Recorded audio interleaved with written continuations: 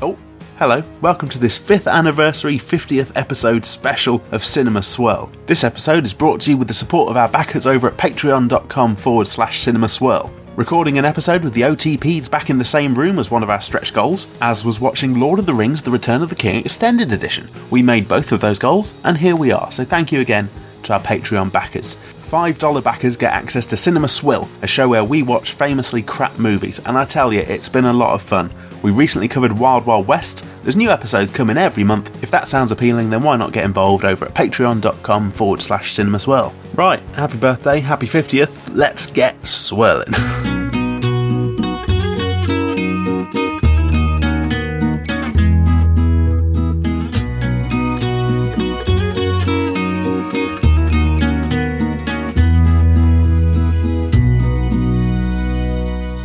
Cinema Swirl! Oh, some of them lads over there are looking shifty. It's episode number 50! Yay! And the 5th anniversary of Cinema Swirl! Double way! That means, let's crunch the numbers here now. Alright.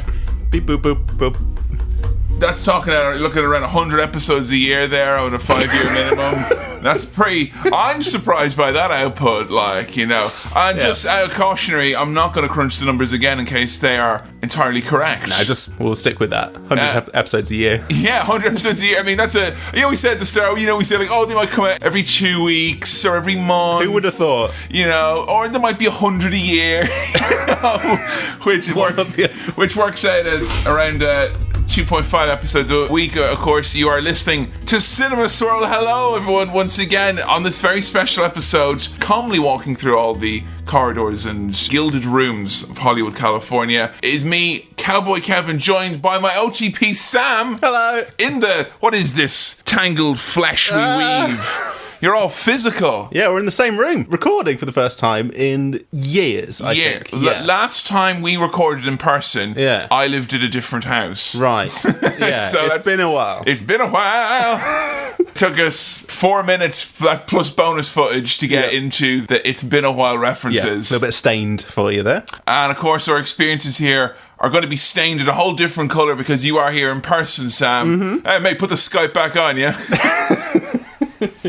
It's lovely to be here in the flesh. And particularly as well, this is the room that you see when you Skype me. Very surreal. So I'm sat where you normally sit when I Skype you. Yeah. So Behind me is what I would normally see behind you. and even though you're looking to where I would normally look, I'm not in your house. This very much feels like a fever dream. Yeah, it's very strange. I'm not gonna lie. Every time I look into the Skype and I see that, I kind of go, it's like something I've seen on a point and click game many times. I think I know where to click in there, to find all the dirty secrets.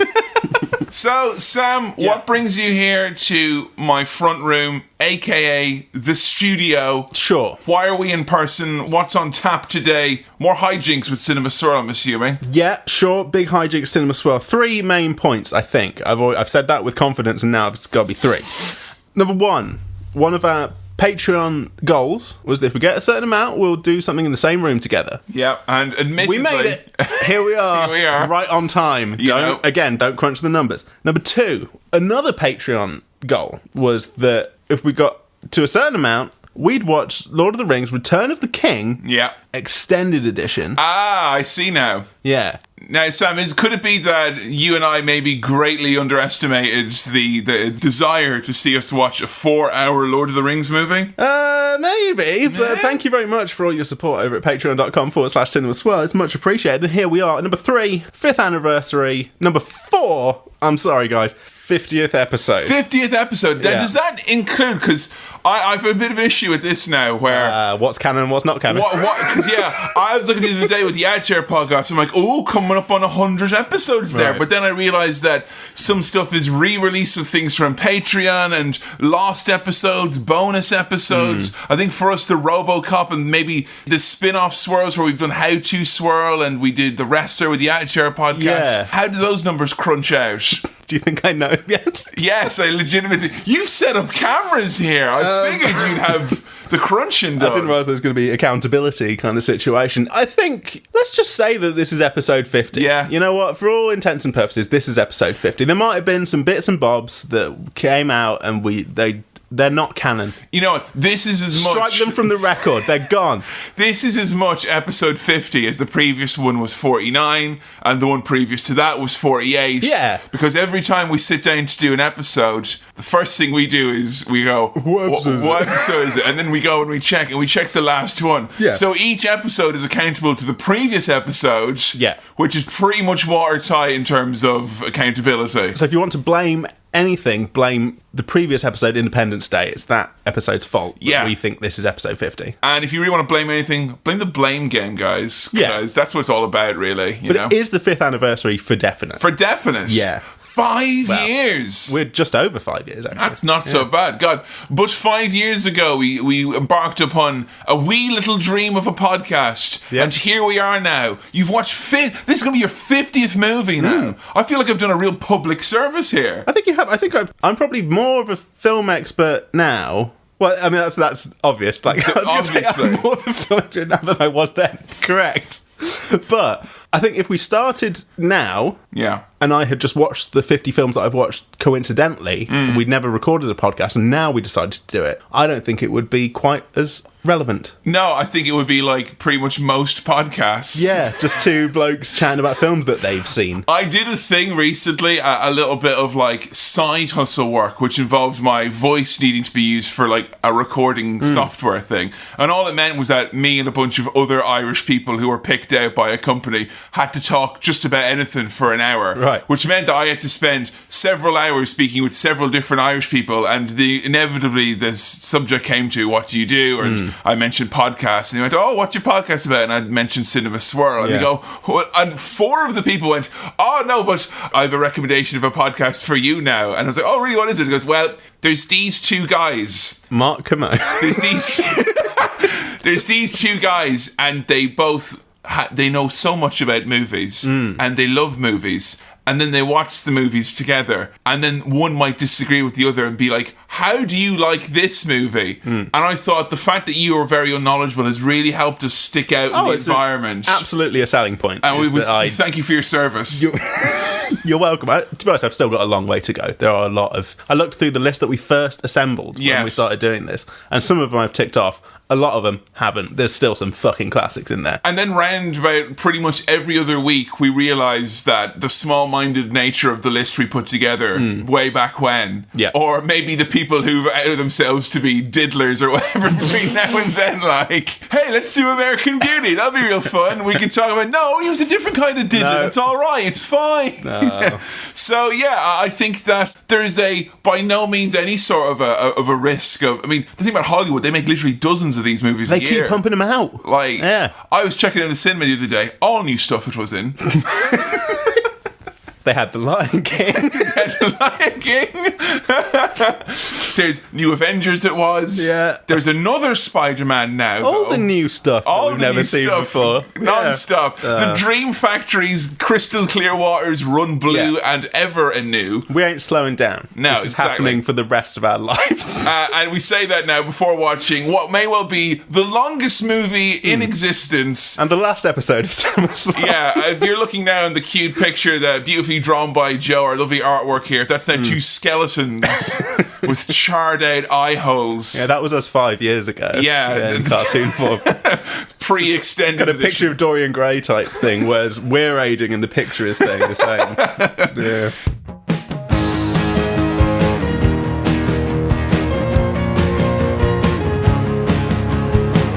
Now, we put out the call in our last episode, and on our Cinema Swill, we recently did Wiki Wild Wild West. If you want to check that out, become a $5 backer over at patreon.com/cinemaswirl. Yeah, they had a great time in the dirty old West there.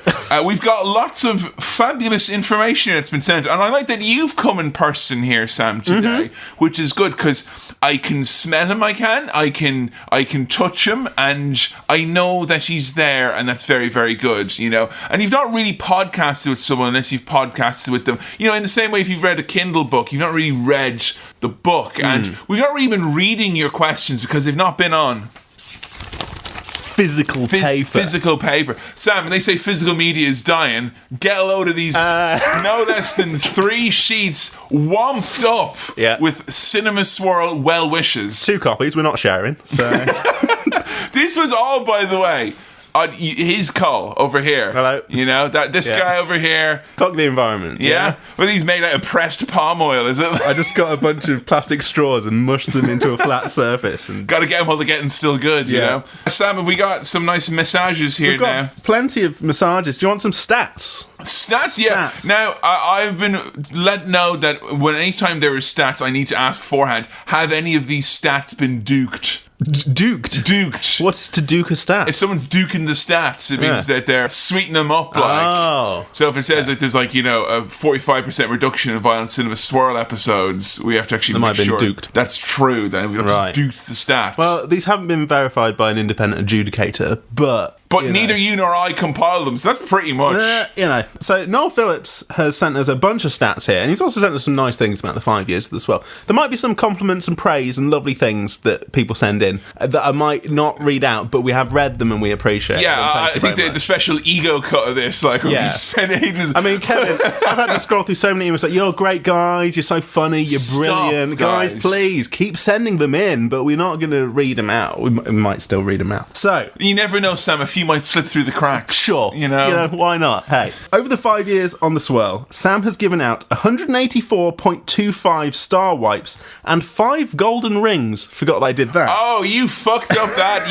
I have a funny feeling now, just making a wild assumption here now, not having read through all of these stats. But if someone is going to go and take the care of compiling a series of pieces of information about all these statistics and numbers, the fact that you changed the units for one episode for the purposes of a gag throws off the whole thing. Yeah, I imagine that's going to make things a bit difficult. I myself have duked the stats here. Who knew, Sam, with that gag you were making such an outlier? Noel has some commentary here. 2 things here. 1, Sam, stick to star wipes. Jingle All the Way is a standalone with a golden rings rating. You gave that 5. Yeah. I guess it's because the song is 5 golden rings. Maybe I just, pop that. No, I really enjoyed Jingle All the Way. It's a solid 5-ring movie. That was a belter. Number 2, Kevin, Get It Together. Oh. All the debates over half star wipes and we've already done this. We know that we were wrong. Back to the Future 2 snuck in with 3 3/4 star wipes. Forgot that I did that. So Sam tries that again and you take away the tiffin. So he's not saying like you've made a mistake here. It's more rein me in. Oh, I see. Tell me off. Okay. Yeah, don't let me do it. I know. Oh, isn't it? Oh, stop letting the Protestants take your land. You know, stop that. Oh, I'm sorry. I'll stop the persecution of my own people. Fine. Taking your decimals or whatever that I'm taking. 8 films have received a 5-star wipe, brackets, all golden rings rating. Now, I remember you were very, very, very, very, very, very, very hesitant in the early days, particularly to assign such ones. But I know... Not by the looks. But the Terminator got 5, didn't it? Do you want to try and guess what they are? All right, I know that obviously Independence Day, sharp as a tack. Ding. Nothing gets anything past me. 5 golden rings. We got Jingle All the Way. Ding. I'm gonna suggest. I know Terminator 2 did get a near perfect or perfect. Ding. We've got 3. Yeah. Okay. Big Lebowski. Ding ding. Really? Yeah. Oh my God. So how many have I got there? 4. So we've got 4 left. Jesus Christ. One, I know there's ones where you just kind of like, we're like, oh, I have nothing bad to say about it, so it has to be perfect. Not any Lord of the Rings movies. No. I'm gonna say, I know, Godfather. Yeah, Godfather. Yeah, 3 more. I reckon. Oh shit, Goodfellas. Yes. See, anytime what happens if we get to do Sopranos bits, we just get in a really good mood. It's like, if we do analyse this, it'd be 5-star wipes. It's great. 2 more, I'll give you a clue. 1 was in our recent run in the last year. 1 was an early one. Early-ish. The Warriors? No. I thought that's movie's rep was heavy and well known. You've done pretty good with 6. Yeah, I think I have to firmly tip my cap in there, but I'm much more happy. 6 is way more than I You're not going to gamble for the money? No, I'm going to stick. I'm going to stick with it. Thank you. So let's show you what those were. Jaws and Total Recall. Total Recall. Wow, Arnie's done well for himself. Yeah, he has done very well for himself. Only one film has the honour of being a 1-star white film. Oh, I know that one. Yep. That was National Lampoon's, wasn't it? Absolute travesty of a film. Which even, you know what, actually though, that was, I think, probably my favourite episode of the last year. Because I fucking hated it. Because you hated it so much. And it's actually made me, in the back of my mind, not a conscious effort, but the idea is like, maybe we'll sip in some ones that are, you know, beloved, but you will fucking hate. Oh, welcome to episode 50, Lord of the Rings Return of the King. Yay! Arnie and Harrison Ford have both featured 5 times on the podcast. Arnie's got 21.5 star wipes and golden rings. Brackets, look at the extra typing sound, for Christ's sake. Okay, we get it. Harrison Ford's got 20 star wipes. Now, I don't know if that necessarily means that he's like the best. It just means that he's in a lot of movies. You know? Yeah. I think once he made that Harrison Fjord joke, we knew the big man was coming back every other week. And Noel's got a question, so we'll get to this later. Kevin, we might get to it now. With regards to the Return of the King episode, you still need to fill us in on who was not a kind person from the Lord of the Rings cast. Oh, it's what's his face, Sean Astin. Oh, is he a bit of an arsehole? I have on good authority from folks who have went to the signings and the sci-fi convention things, and he was very much one of those guys where he has his own separate velvet room kind of off to one side where you have to spend an extra bit of money. He's a big star, don't get me wrong. Yeah. Sting and Mick Foley had that when I went to WrestleMania. They deserved their own special little room.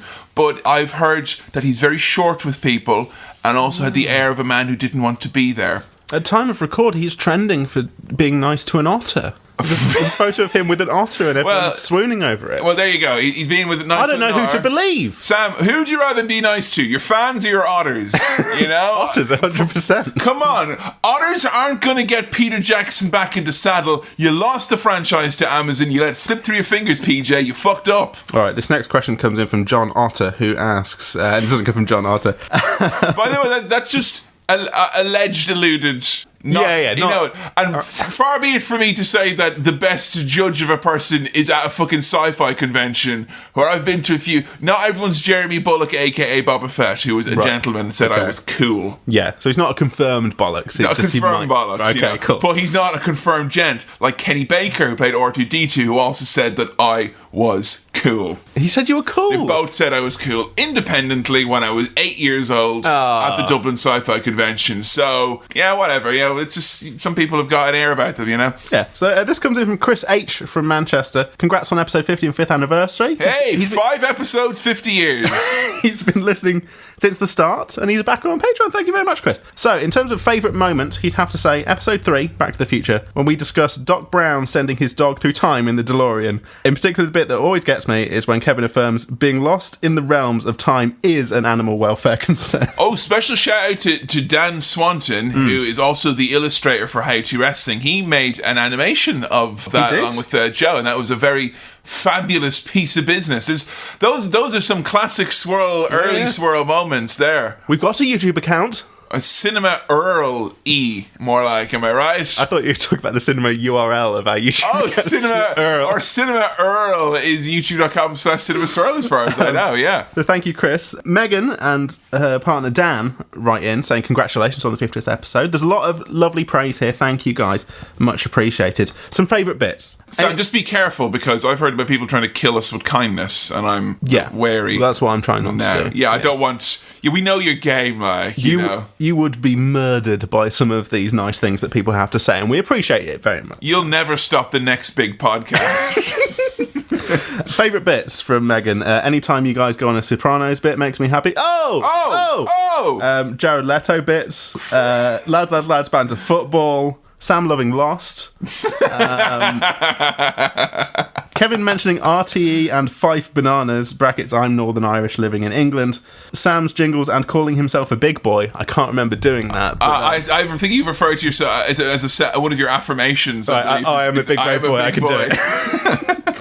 John Travolta messing up at the Oscars, which I still watch to make me happy sometimes. The wickedly talented. One and only. Does How did we go through the whole Grease review? The whole review! and not do that? Is that not what? Do we not do it? I'm pretty sure we didn't. Okay. Sam thinking Adrian was Rocky's little mate. Oh, I don't think I've bit my lower lip as hard in my whole life. It nearly came off. And Kevin's car puke mold story, which still upsets me to this day. What episode? I'm trying to remember what episode that is even in. I don't want to know because I don't want to listen back to it. That's the kind of thing with a lot of the Cinema Swirl is that it's like, as it was ostensibly meant to be about films, but then becomes about pretty much everything else. There's like, you never, like when you go back and listen to an episode, and I've checked out some old episodes recently, you've no idea what's going to happen because the anecdotes in the episodes don't line up, like, at all, you know? The bit about John Travolta is not from the John Travolta No, episode. it's not. So, okay, these questions come in from our Patreon. That's patreon.com/cinemaswirl. That is patreon.com/cinemaswirl. Oliver Cadot. My question is, has there ever been a movie that Sam has rewatched since doing an episode on it and for which my opinion has changed? I know that we asked this question quite early on in the run, at least 10 episodes in. No, I've not done it. But what I've found out is that my local cinema is showing Aliens, Terminator 2, Ooh. Independence Day, and something else that I've forgotten soon. Wowzers. So I might go and check those out. Those are all solid 4 and 5 baggers there. Plus, those are freebie tickets if I apply through my parents' Sky VIP service. So it seems worth a go. So I might rewatch some of them because I've never done it. I don't know why. I just think I would have sworn you would have went back to Big Lebowski by now. that's the one which I've always said I would like to go back and watch it. Because, like, honestly, the second viewing of that is so much better than the first. I think maybe anytime, if I do go back and watch one, we will chat about it somehow. Yeah, I actually think you going back and watching if you do watch a one or two or a couple, we could do a little Cinema Swirl report. Revisited. Yeah, a little revisit on Patreon would be good. Yeah, Trent Howdle. Cinema Swirl, your podcast seems to have the momentum of a runaway freight train. Why are you so popular? Just great stuff. Just Exactly, great. That's it, James, you mentioned this earlier, James Gilheeney, thank you for introducing the word diddler into my lexicon in the Nightmare on Elm Street episode. Thank you for sourcing that. I use it on a daily basis. Wow. Perhaps a swill of one of the terrible sequels or reboot of Nightmare on Elm Street would be worth a go. Nightmare on Elm Street was a lot of fun, and honestly, at one point of the year, I really look forward to is always the spooky swirl, because I think horror movies have the joy of being like both well renowned and sometimes a little bit shonky. Well, this upcoming Halloween is going to be the first time we have a Halloween swill. Yeah, that's going to be a blast. Oh my god, some shit Halloween films. Can't wait for that. I think with a lot of the Halloween and the spooky movies, the sequel swirl will also be the swill. They will double up.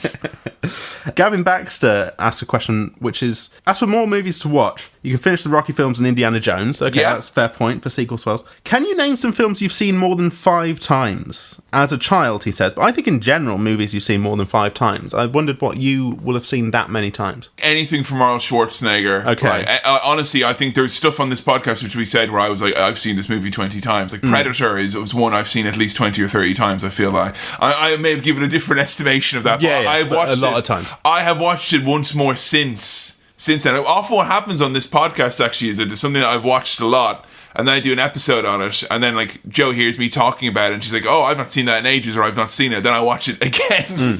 So like, I watched Total Recall again not that long after doing it for the swirl, and likewise National Lampoons, because I was like, no, it is good. Joe's like, yeah, it is good, let's watch it. No, it is good. Yeah, he's just wrong. But the one we're about to do today, that's seen it plenty of times? Plenty of times. Have you watched the extended cuts of all of these before? That's the ones I had on DVD growing up. Oh boy, okay, cool. So one more thing. I'm a crafty veteran, Sam.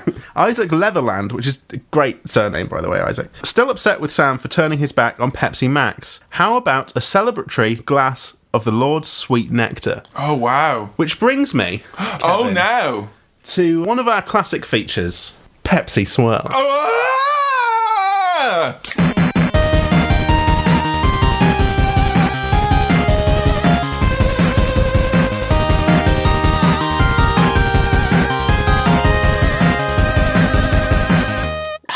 Welcome, listeners, to Pepsi Swirl. Remember that? Remember what I was like? No, this is just glass. It's been a long time since I've had any form of Pepsi. It's been a while, Sam. It's been a while. And this is how you remind me that it's been a while. It's not like you to drink Pepsi. Working on a different story. Fizzy drinks for the most part for, I think, a couple of years, maybe. Yeah, I mean, caffeine I've been off. There was very much a line in the sand that you drew where I think you had tried before to like Warren G, Nate Dogg regulate, but didn't work. You know, you can't just, you know, you had a car full of homies and it was all going swell, and the next stop was the East Side Motel. But you needed to cut that out of your life straight away. You couldn't regulate. So I quit cold turkey. And then a couple of days later, I quit Pepsi Max. Hey! Classic joke that's already been on an episode. So I can't really remember how this segment works. But what I'm going to do is I'm just going to bring out some obscure Pepsi products. And we're just going to drink them and see what we think about it. I think it was a glug rating system. Yeah, the glug rating. Noel didn't include in his stats there. So get working on that, Noel, in terms of... Yeah, I don't recall too many things with an altogether high glug rating. I can't remember what we've consumed. Cherry Pepsi. The Pepsi lip balm. There was the polo shirt you got me to wear once. Yeah, that was a Pepsi Swell segment. I think there was I remember we did the Pepsi taste test as well, right? See if you could taste between caffeine and diet. That's one of my favourite moments of the whole 5 years. I think that was the biggest moment where you realised that you could tell the difference between Diet Pepsi Max and caffeine-free Pepsi. Yes. That you had a problem. You didn't have a skill set. You had a set of particular skills. Particular problems that I needed to resolve. Problems that had to be resolved, yes. So, and there was a recent one where I just said, I've had some Pepsi and it was really strong. Because you were on a long car journey. It was the only drink in there. Now, I'm not going to lie to you. On the run-up to this, I've got some birthdays coming up for folks in my life, so I was scanning on various online shop platforms, and I did see a few Pepsi bits and bobs, but I thought, no, I'm not going to... Out of respect, as your accountability buddy here, I'm not going to be like, hey, let's celebrate a milestone by ruining your life. Well, it turns out you respect me more than I respect myself, because... it turns out Sam's perfectly capable of ruining his own life without any intervention from me. Kevin, I present to you... Oh, fuck off. Pepsi Blue. Pepsi Blue. Don't read it. Don't get any further details on what it is, because I don't know what flavour this is. Nice and warm. For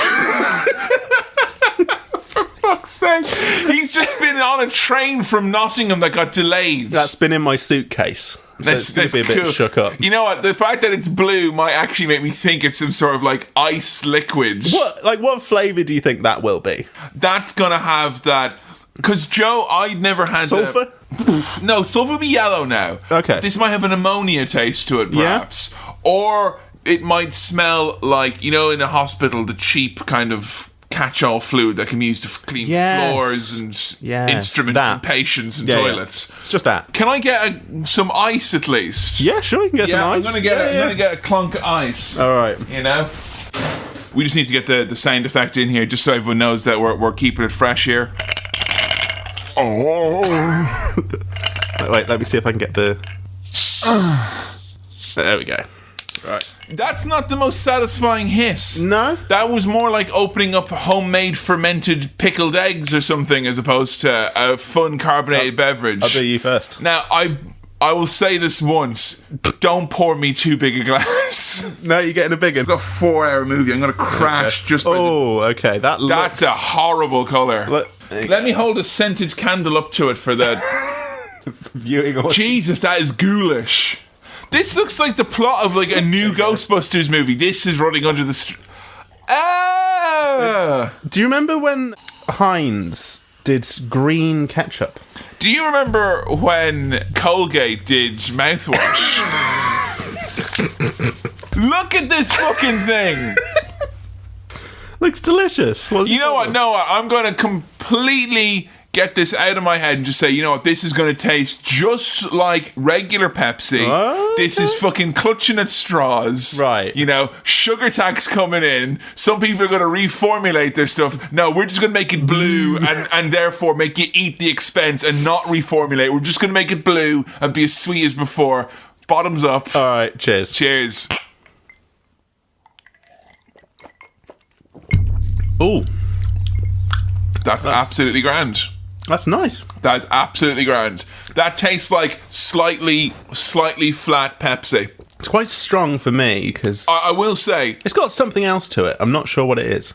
I think the fact that it's blue, I'm getting a minty aftertaste because I'm looking down and going, "That's mouthwash there, pal." That's a illusion. That's I know your it is, eyes and tricking you. the issue is this is to do with me, folks. Is that when I drink a fizzy drink, and I rarely drink fizzy drinks. I'm not cold turkey like Sam. I'm drinking this quite quickly now. You are. You're going. This is going to be a fucking wild episode now. This guy's going to be hopping off the walls. But I swirl a fizzy drink around my mouth like I would a mouthwash. And I've been told that is disgusting, but I've also said that it's my choice and the choice of the new generation, so I can drink it however I want. Well, you've got to get across all your teeth so it can damage them all. Exactly. I'm going to share. I'm not going to say bottom teeth. You got to float on this blue liquid. No, the hard palate's going to take some of this too. That's quite nice. You know what? That is altogether all right. Yeah. You know, as a small glass of a fizzy drink. And we're kind of at like lunchtime on a Saturday hereabouts. You know, I have had my very savoury breakfast. Yeah. I had some coffee earlier in the day. I've not had anything very sweet. It's a nice little treat. So for the first sweet thing of the day, Not bad. That's actually all right. That's and I will say in its defence, this has been aided by the timing and greatly by this cube of ice. Yeah. Oh, if that was warm. We'd be a different story now. Okay, Absolutely. yeah. So how many glugs would you give Pepsi Blue then? Let's have another go. I thought there'd be some other flavour component to it. There is just this chemical something. back of the mouth, that kind of machine flavour. Has it affected my tongue? No, how about me?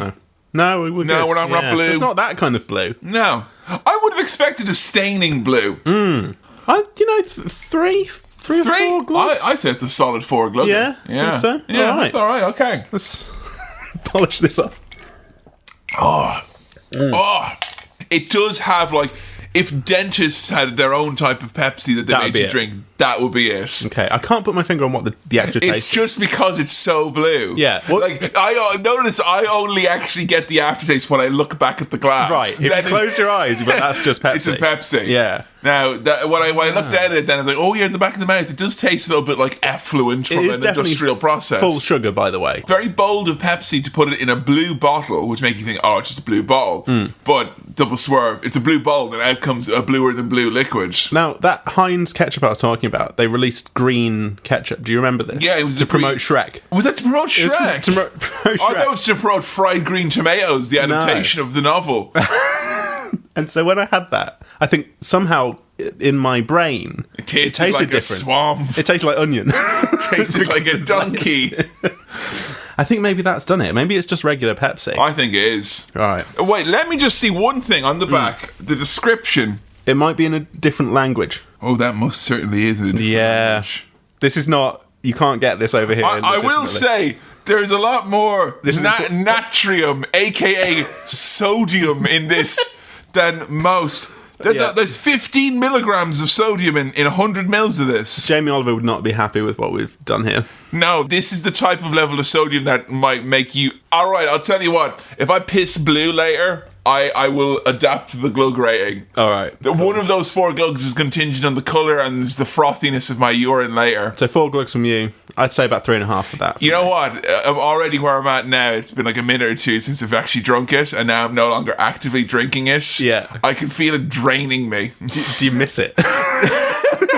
Like, I feel I've got a hole in me now. I feel a little bit shaky. I'm a little bit shaky. I think I need a 4-hour movie soon to get this out of my system. I'm worried that this episode is just going to become me sort of relapsing into having Pepsi again. Well, Sam, here we are. We are where you said we would never be, and then you started a Patreon, and then you realise your concept of what you say will never happen. It has to be a little bit fluid. Yes. Much like the movement of the elven people So you're gonna across... say, much like Pepsi Blue. Don't fluid. mention it, because then I'll want it. Can you There's still some in there. Can you take it away? No, you're Or gonna have to just look at off it. the table, at No. least, because it's going to be very distracting. All right, I'll pop it down. Because I think I will become addicted to it just from its presence there. You can keep that if you want. Thank you so I'll much. always tempt you. In case I'm ever low on sodium, like I will have a ready source at my fingertips. We're here. Obviously, you don't want to disparage our fabulous backers on Patreon. No, who've thank you for made your this- support. Thank you for your support. You love their support, even though their support has brought you out of your comfort zone, somewhere you don't want to be. Not saying you don't want to be in my house, Well, but this is not, this is not the circumstances with which you want to come for a nice visit, right? not ordinarily, no. What were the problems with the previous Lord of the Rings movies for you, Sam? They were long, and I didn't find them particularly interesting or entertaining for me. Yeah. I mean, the last one, I think I gave it 3. Did you? maybe? Yeah. I thought it was 2. I thought it was 2 as well. Yeah. Someone wrote in to say, like, Sam clearly wanted to give it 2.5, but felt under pressure that he couldn't do halves. So Oh, went I with see. 3. So I rounded up. Oh, sorry. Rein him in. Rein him out. What the fuck do you want? I bless the reins then. Which one is it? God. You try fucking handling this lad over here, huh? I think they're just not for me, and that's fine. Yeah. Now, when we first started this, particularly the Lord of the Rings, I do think one of the thing, and even with Star Wars in our first episode, Yeah. we made a lot of allusions to the impact of big movies like this on TV. We also mentioned Game of Thrones. Yes, and Game of Thrones has since finished. And Game of Thrones has since finished. Now, Yeah. not to obviously time date this to be the most 2019 motherfucking thing ever, but has the path that Game of Thrones has taken made you more or less excited for the final path that we're going to take here with Lord of the Rings? I'm going to try and not reveal many spoilers. Oh, yeah, of course. But just tentative spoiler alert here, just in case. Tonal spoiler alert if you managed to avoid that so far. I feel like I've just forgotten about Game of Thrones extremely quickly after it finished. It's just like, right, that's not Pack a that up, concern like, to me yeah. anymore. There were people who were like, are still fussed about the 2 writers and setting up that petition and stuff and all that fuss, like remake the final season and things like that. But that very quickly went by the by. Guys, we can't do that and Revenge of the Jedi, okay? We gotta... So it hasn't like, that was one of the few fantasy things that I really enjoyed. Yeah. And now that's gone and I've forgotten about it. So So you're less in a fantasy headspace Yeah. than you would have been when we did Fellowship of the Ring. yeah, and also in the time Oh, since boy. we last since we last did one, all these adverts on YouTube for some sort of mobile RPG game. I can't remember what it's called. It's like, Pokemon Go. no, I love that. I'm back on that, by the way. If anyone wants to be my friend, just chat to me on Twitter. Just generally, not on Pokemon Go. Sam, if you keep up where you're at the moment, you're going to become a Pokemon that is an electrode, but the symbol of the Pepsi Max symbol that explodes with caffeine and sugar. Raid Shadow Legends. Raid Shadow Legends. Every YouTuber seems to be advertising Raid Shadow Legends, or they did a few months ago, and it's one of these things where, oh, you can get all these customizable Well, heroes. Will Smith is there talking about it like... We'll come back to why I passed on The Matrix, but first, have you heard of Raid Shadow Legends? You can get all this gold and just nothing about like fantasy characters like elves and warlocks and You know orcs what's something and that things. has changed Yeah. with you a lot? All right. Is that you, and I see it from your online activity on your Switch, Sure. you're playing a lot more video games than you would have when we first started this podcast. yes. When you very first started, you would have been very much Skate 2 and a Mario Kart. Yeah. And I know you've played Breath of the Wild and I stuff. love Breath of the Wild. And Red Dead as well, like big exploration-y type games. Yeah, and those games are mostly walking around from place to place. You have expanded your horizons on that front. Maybe, yeah. Will Breath of the Wild perhaps give you any inkling towards this fantasy world? Look, 'Cause if that's fantasy, right? If we were watching Breath of the Wild, the movie, I'd be on board because Yeah. I love those characters. In fact, the thing I like about Breath of the Wild isn't the storyline at all. It's Yeah. it's very thin, that storyline. It's just fun Yeah. exploration. You're not going to have much freedom. I think I've said this before, that like Lord of the Rings, I'm pointing it over there. Lord of the Rings feels like a video game that you're not playing. So it's not fun because you're not doing the boring thing. Do you ever like watching other people play video games? Not really, but I've done a lot of it. Because I grew up with an older brother. Yeah, I grew up with an older brother too, so I did a lot of it. And I love, don't get me wrong, I love playing. That's all we had before Let's Players, mate. We had We'd have to older watch brothers. our brother do it. And we were happy as well, even if he had terrible taste in games. And he kept saying like, comment, and subscribe at the end of it. I don't know why, but maybe it's And just no one ever did. No. Because it was 1996.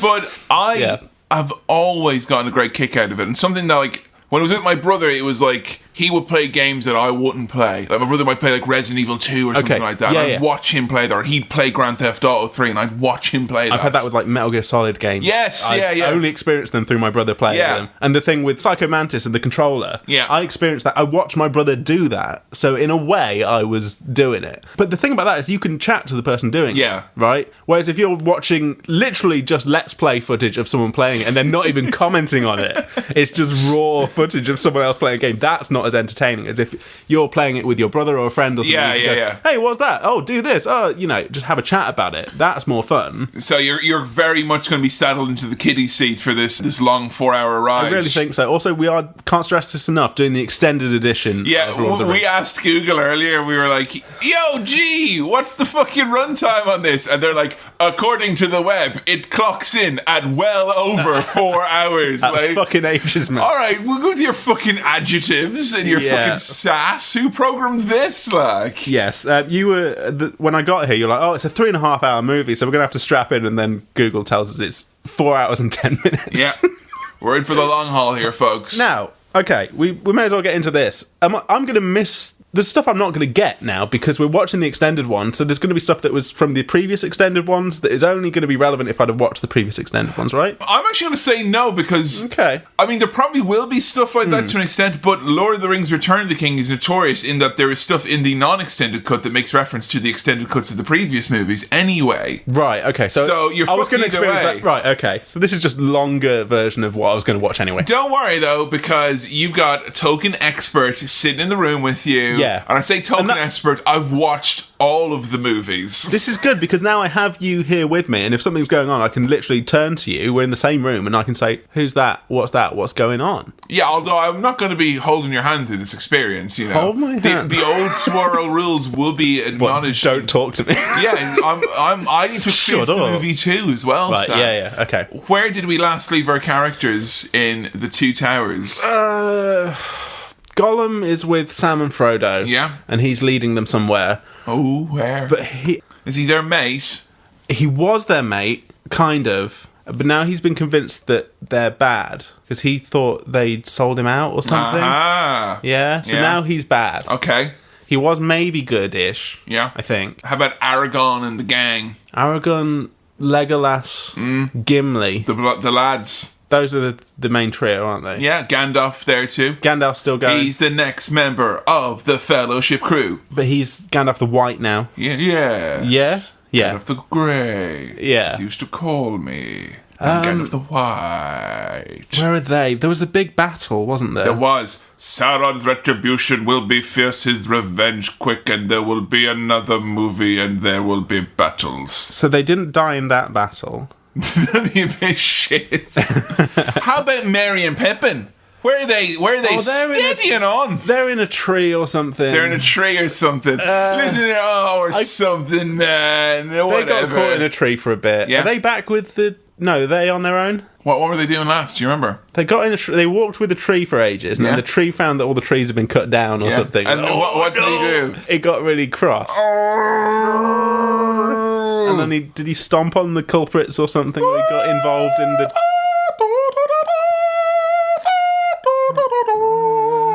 And then guys went and fell over lots. Yeah. Are they still with the tree people? Mm. Okay, they're with the tree people. Mm-hmm. Aragorn, Gimli, Legolas, they've just won a battle or not died in a battle. And Sam and Frodo are on their way to Mordor. Mordor. What's Sam got? What's Frodo got, I should say? They've got the ring. The ring. And they want to get rid of it. Ding ding. They do want to get rid of it, don't they? They do. They're quite keen to get rid of it. Yeah. Where just a quick little recap. Where do they have to get rid of that? Charity shop. And they've put it into... No, it's all right. I don't need gift aid, mate. That's all right, thanks. It's okay. Oh, the big lava. Big lava. Big lava. Big lava. Where? It's in Mordor. What is it? Do we need to watch the first two just to get recapped? No, Gavin! The fires of Helm's Deep. No, that's where the battle was. Okay. The fires of Helm's Deep are merely as a result of the Battle of Helm's Deep, Sam. So it's in Mordor. Big fire zone. Oh, the triangle. Kevin gesturing a fucking little house roof.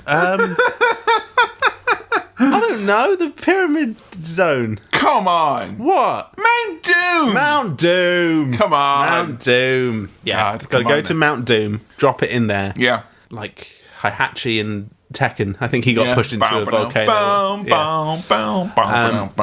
Yeah, they gotta go Mount Doom. Yeah. Throw it away. Throw it away. Because that's the only thing that will destroy it. So, big Seems pretty much like this can be wrapped up pretty quick then, right? Yeah. I mean, what needs to happen, really? They need to go to Mordor, get rid of the ring. Yeah. Merry and Pippin need to be reunited with the guys. Yeah. The guys need to probably step in to help Frodo and Sam not get killed on their way to Mordor, I would imagine. I'd imagine they're going to come in and kind of shepherd them through, maybe accidentally, by killing off some of the baddies. I can't really remember who the baddies are. Sauron. He was one of the baddies, yeah. Sauron. Yes. Not the same person? Not the same person. Somehow they're not the same person. Which one is Sauron? He's Christopher Lee. Yes. And Sauron is just a scary demon who is he a big eye? He's a big eye. He's a big eye. And he's like, I see you, you little cunt. So that's Sauron.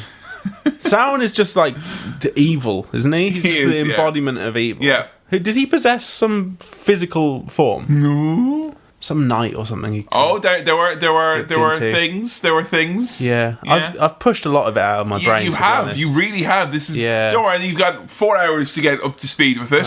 Previously on Lord of the Rings. So what we're going to go do now is we're going to go and watch this, and we will see you all tonight. When we're back in a little bit. Yeah, I'm very excited for our 50th episode 5-year anniversary, Don't baby. Worry. Yeah! You have to do this for another 5 years. Are you ready? Yeah. All right, let's go do a cinema swirl. Hey.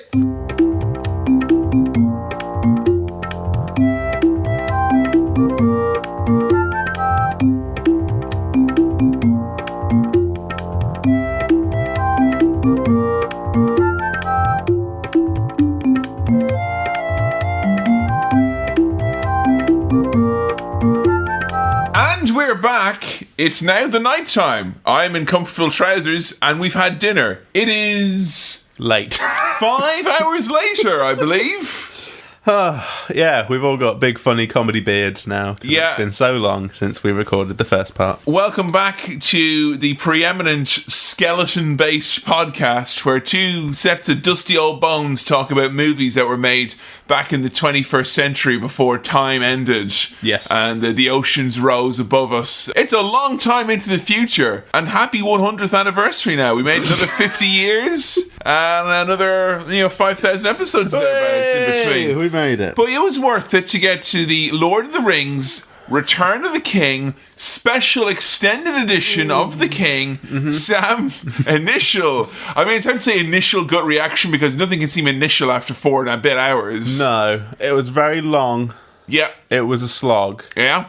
You know what? Sincerely, I'll tell you what improved it. Being in the company of a good friend. Oh, no. How would you look it? If I'd have had to watch that on my own, that would have been borderline insufferable to get through. I'm trying to think. We watched the first one together. We did. The second one was remote, I believe. I think that was an issue.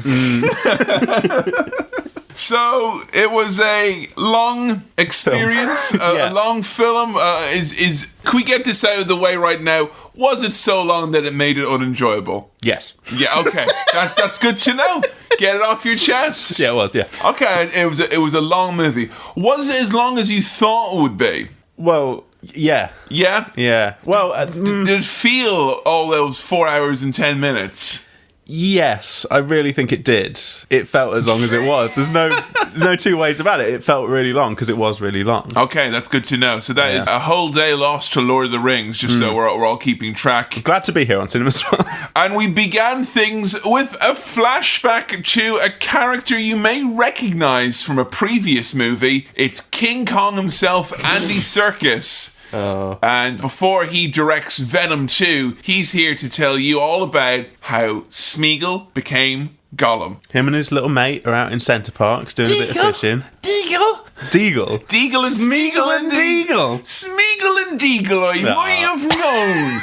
Two of the most treacherous of the river folks I ever did see. They're having fun fishing. They are. And Deagle. You've got the best.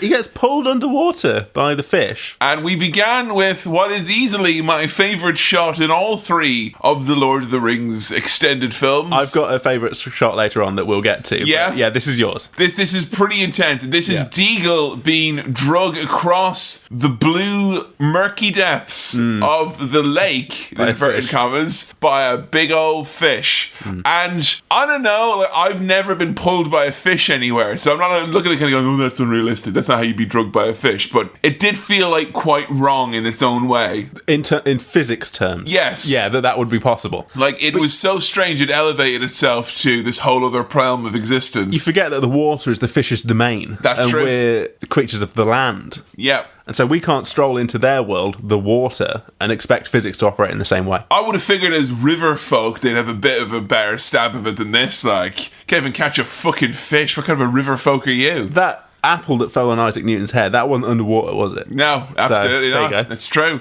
Yeah. And then he's sliding underwater, and a glint of gold catches his eye. And you think, if only you hadn't have seen that, we wouldn't be going through this now. We wouldn't be talking about this film. Yeah, and none of it would have happened. This basically was you kind of going like, oh, we could have not had any of Such this. a near miss. Yeah. This would have basically been the equivalent of you never being born if this hadn't come to pass. It was a very important moment to get us here in the Cinema Swirl canon that we're finally here now with Return of the King, Sam. Yeah. You got to get on board with it. No, I'm on board. I'm fully on board. It's just interesting to see, like, oh, if he'd have just not noticed that. Is the fish drawn to the ring? Was this all some sort of grand plan?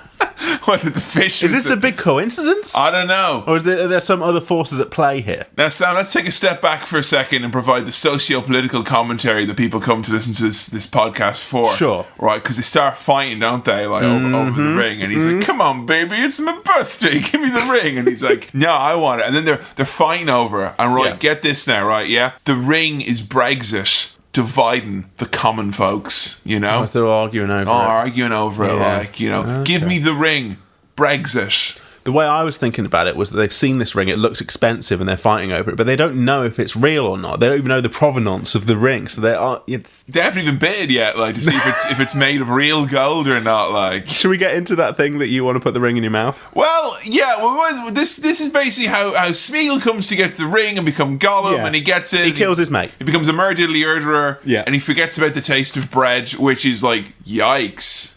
You know, I mean, that's fucking horrible. And we see the transition from Smeagol to Gollum, and there's one, like, halfway point where it's semi-transformed. It's fucking horrible. I know, like, Gollum is quite cute in his own way. Oh, really? I think he's sort of adorable in a little way.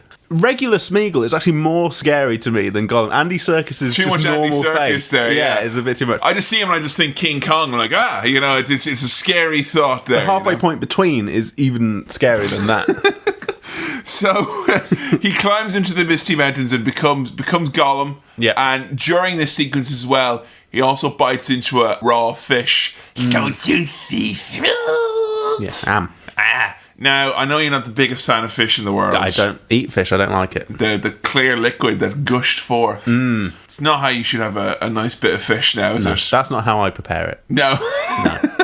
Personally. So we cut to the present, where Frodo's all itchy and angsty, and he's all and he's taking out the ring and he's rolling around his hands out. If I had the ring, I was saying to you, I'd have it right in my mouth the whole time. Like, you just out of curiosity, or just you like chewing things? I've realised now in my 31 years on this planet, I am somewhat, if not greatly, orally fixated. Okay, sure. And that is, you know, this is someone who's spent the last year trying to stop biting his nails, and by doing that, I've realised, I'm really crazily orally fixated, like a pen or anything like that. Have you successfully stopped biting your nails? I have stopped biting my nails, but I need props. You need something else instead. I need like an action figure in my hand, or a surrogate nail. I need something to keep the hands busy. And you're saying the ring, the precious ring from Lord of the Rings, would be suitable. Perfectly fine though. Yeah. But this leads into some kind of strange bits, because if it was, popping around and you had the chain and you was just hanging out in my mouth like a pacifier or whatnot. What if you put your tongue in it? What happens then? I know. Do I go invisible? You know? What happens? Instead of Sauron going,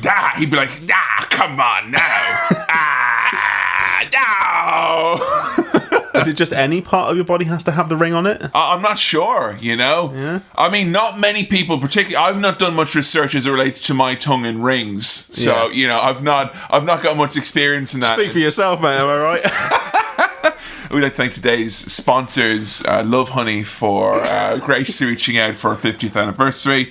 Thank you very much, guys. Yeah. Use the promo code SWIRL for 20% off your order. Just try it, see if it works. Mount Doom quakes as they're all heading there. It's all rumbly. Yeah, they gotta get to Goron City. Yeah, and we catch up with the three lads and Gandalf. I keep calling them the three lads, but also Gandalf is tagging along with them. So we've got Aragorn, Legolas, Gimli, Gandalf. Yeah, now I forgot to mention earlier when people were like, oh, Kevin, who's the person from the Fellowship of the Ring who's like a bit of a dick, and I mentioned the guy who plays Samwise Gamgee. Yeah, he's apparently quite aloof and standoffish. Now, hold on, you're softening what you said about I am. What did I say? Did I say he was a horrible monster? No, I think you were still quite reasonable, actually. But I can see you kind of tempering what you said now, because... Well, I mean, there's the realm of fan interaction, and then there's the realm of common decency. And I had the misfortune of seeing Gimli on an episode of Question Time recently. Right. Now, Question Time... As Gimli, in character. As Gimli. Question Time, for those who may be listening from outside the UK, is a weekly show where a selection of politicians, public figures, and there'll always be like one actor or comedian or non-person from the politics world, and they take questions from the audience, and then a person in the middle goes, hang on a second, though, you're not answering the question, they said that, and then it's a big argument, and it's an absolute inescapable hellscape from which we are all trapped forever. Very entertaining, though. It's great watch of a Thursday when you feel really angry, but you know there's a weekend coming up, so you feel, there's a release at the end of all this. Gimli was on it, and he was so monstrously horrible. Okay. I had prepared myself. Anyone who hears stories that they're a big bon vivant, old time, gent from England's past, as an Irishman, I'll always have a little bit of in the back pocket, prepared for him to be a bit racist and a bit horrible. Yeah. Oh, this very guy. Racist, very horrible. Very racist, very horrible. Right. Doesn't think African countries can govern themselves because of the inferiority. Big fan of colonialism was Gimli. Oh, no. Which you wouldn't really get from Lord of the Rings. No, Gimli seems quite charming. No, but put him in a room with Caroline Lucas and he calls her, for fuck's sake, woman, or listen, woman, No. Then you realise that, no, he's wrong. You sure he wasn't in character as Gimli? I really wish he was. Yeah. Actually, you know what? I wish he wasn't, because it's more upsetting for me that the fictional character of Gimli would be like that, as opposed to some fucking Ponce actor. He's like that. I can live with that. Is he a posho? He is, he's a posho, okay, like a tough type figure. Proper tough, Right. Yeah. No, I'm not saying he's tough, he's one of the... No, he's tough. It's bad. Yeah. No, not toffee or toffeefy, which are all great. It's tough, which is bad. That's bad. Just wanted to get that cleared up out of the way, because that hit me like the force of a runaway freight train here. For a little bit of light relief, Merry and Pippin are blazing it 420 style, 420 smokes they're smoking there. This is the 420th episode of Cinema Swirl, by the way. Salted pork. Oh yeah, they're eating nice food, having nice... we are enjoying smoke. A few earned luxuries. Is this the first time they've reunited with the other lads for a while? Yeah, they were searching them for a while. This movie, one of the reasons why it has the emotional weight that it does for those who've had the investment along the way, is that if you have characters who you know are meant to, the clue is in the title, Fellowship. If you take them away, then you bring them back together. Happens in Star Wars, when they get separated, Empire, you get to see them all together again. In Jedi, hey, everyone's happy. Season 3 of Stranger Things, everyone is separate for the whole season. And in the last episode... Spoilers. No? Oh, sorry. Spoiler alert for season 3 of Stranger Things, but they realise that the best way to get any sort of dramatic juice is to separate everyone and then bring them all back together. And you're so thankful that it's the way you remember it. You're like, yay, this is like drama. Yeah. So, a lot of the movie is like this, where it's people being reunited, often several times. Yes. Now, after this, we encounter Saruman again, but this is an extended cut exclusive. Yes. Right? Now, in the normal version... That character doesn't appear in the theatrical cut. In the theatrical cut, you don't see him. Right. What happens is they go to the Orthanc at the tower, and they're like, Saruman is there, and he's like, yes, and we have a wizard in this castle who can deal with. And then it cuts to a zoom out shot, and goes, no, Saruman shan't be bothering us anymore. He has no power now. Yeah. Now, the thing that concerned me about this the most, rather than all this powers and all that kind of stuff, was how can they hear him so well from all the way up there? And your explanation for this was just wizard. Wizards got magical hearing thing. Yeah, that can make you hear them. Magical talking. Don't you remember when he was bringing down the mountain and he could all the way to him going, and he was proper loud. He wasn't shouting. He was bellowing. It's different. Hi guys, no, I can't be arsed with this today. And they were like, oh yeah, sure. And they're just having a chat. But he was all the way up on the Tower of Orthanc. Christopher Lee knows how to reach the audience members in the back. Yeah? He's doing it for the cheap seats, and that includes those at the bottom of Orthanc. Saruman is all sorts of sass here, talking about how Sauron's going to kill them all, and this scene is pretty much surplus to requirements. A bit about how Rohan's a shithole or something like that. Rohan's a dump, mate. Grima, you were once a man of Rohan, a man of honour. Why don't you stab him in the back and we'll figure out a way to kill you both? Sam was like, your town's a shithole, mate. It's dumb. It's rubbish. You're nothing. Slagging him off. Rude. To say that Christopher Lee suffers an undignified death is a great understatement. Yeah. I mean, he gets stabbed by Grima. Grima gets shot by an arrow. And Saruman falls off the Tower of Orthanc. Whee! Lands on a spike. There's lots of great, but it's crunching like noises. It's a water wheel spike thing. So he then gets kind of dunked and he goes head first as well. Yeah. So I was hoping that they'd have his robe fall down. You could see his little cock as well. And they'd be like, mate, your staff is broken and your willy's tiny. It was very, very undignified the way they killed him off. Or I just would have liked him to have enough sentience that as he was turning, he went, oh, and then he hits the water and goes, yeah. That would have been the way to go. Yeah. That's how I want to go. I do enjoy in this film, throughout the whole series of films, in fact, the way they play with the idea that Gandalf is big, tall, hobbits are little, small. Yes. And doing that through props. So that the big mystery ball with the eye in it. What was that called again, Sam? Big mystery ball. The paladin. The paladin. That is kind of just, you can palm it in one hand if you're, Saruman. It's a bowl. It's a bowl. Not a bowling ball, a bowl. A bowl. Yeah. Yeah. A single bowl. Yes. For bowls. For bowls, yes. Yeah. Whereas downstairs, when Pippin picks up, it's a bowling ball. Steady on. For 10-pin bowling. Exactly, yes. Yeah. And it very much looks like a child holding a big 10-pin bowling ball. Very clever how they do that. Traditional effects there. Like that, You don't need CGI. Sometimes you just need a bigger ball. Pippin's got straight up orblust, though. Yeah, he does like it, doesn't he? He wants to hold on to it, does he? He's got the glint in his eye. Yeah. I know orblust when I see it. Meanwhile, Éowyn and Éomer toast Theoden in Edoras. Yeah. Do you know where we are there now, Sam? Are we at the big everyone's dead party?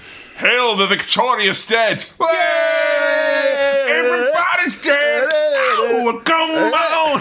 Yeah.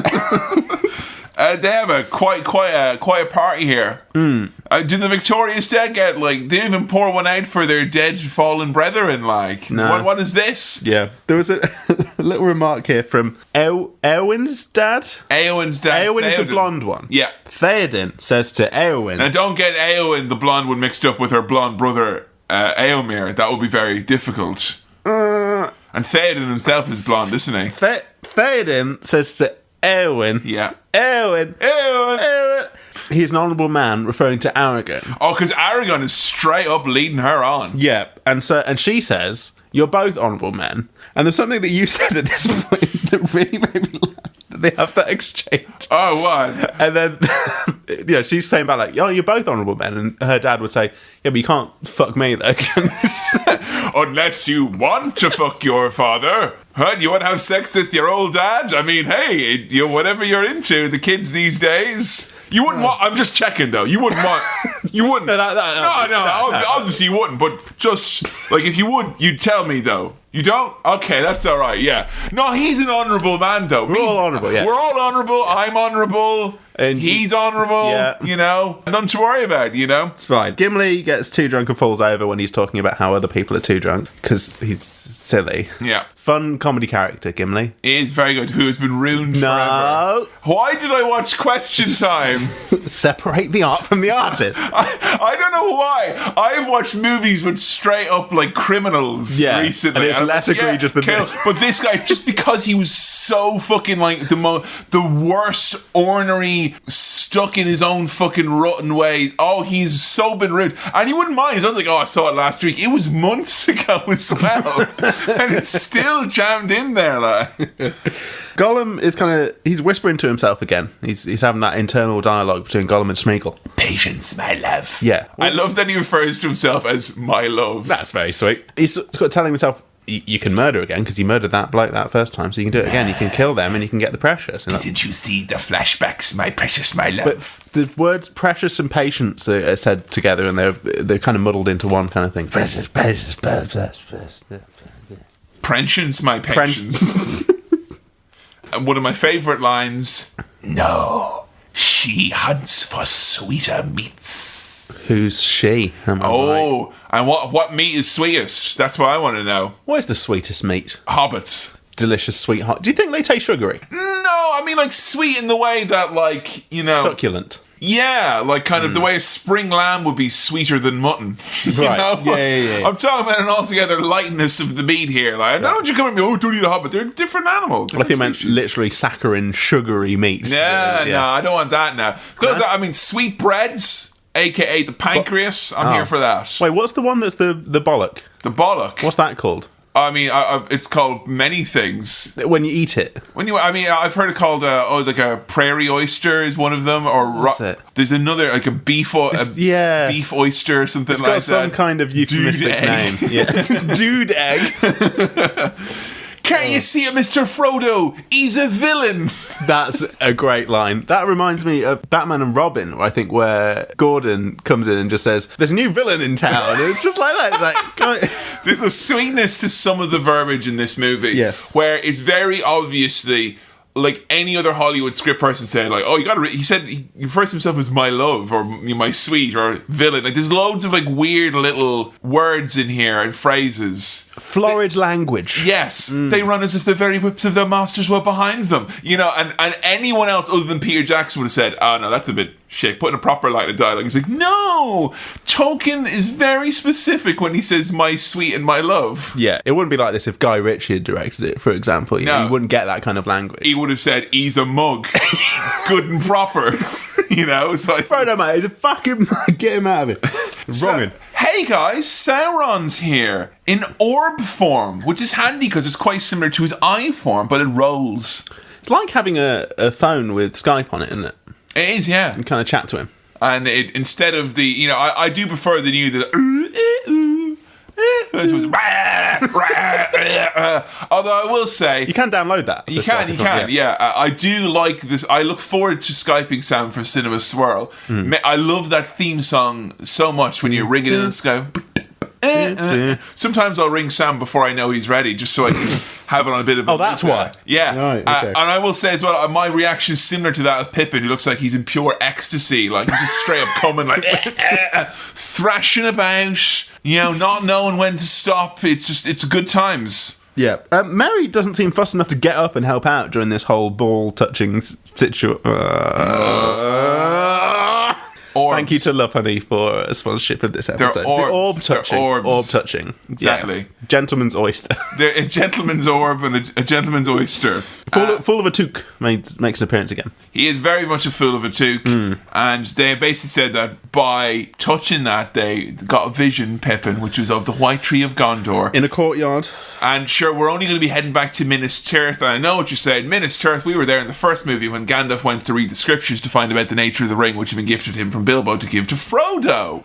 So we're going back there then. Stephen Colbert over here with your encyclopedia Lord of the Rings. You know what? He is legitimately a hero of mine. And if that's the only way I can get compared to him, I'll fucking take it. It's grand, So the enemy, not the magazine, the music magazine, the enemy, whoever that is, Sauron, thinks that Pippin has the ring. Yeah. Right? Because he's an idiot. So Pippin's in trouble. Therefore, they need to separate the two good boys. Yeah, and they have to give everyone missions. Which is that dramatic thing of separating out the Fellowship and then bringing them back together. I was very worried about this separation, though, because I think Merry and Pippin, great chemistry. It's like splitting up Ant and Dec. It is very much like splitting up Ant and Dec. They're struggling at the moment. And, Pippin, he does the whole thing with Holly Willoughby for a while, and it works, and she does a great job, but it's not the same. No, and like when Merry Pippin try and get you to open up an account with Santander, it just feels like their heart's not in it now, is it? Like, it's like, lads, is that something's really... changed? Yeah, I mean, is that really what you two want to talk to us about right now? Yeah. There's nothing else on your minds? They separate the good boys, and it's a shame. It is, and I think they've gone to the point now where they've separated everyone so many times. The only thing more tragic than this is that if Sam and Frodo get separated. Oh,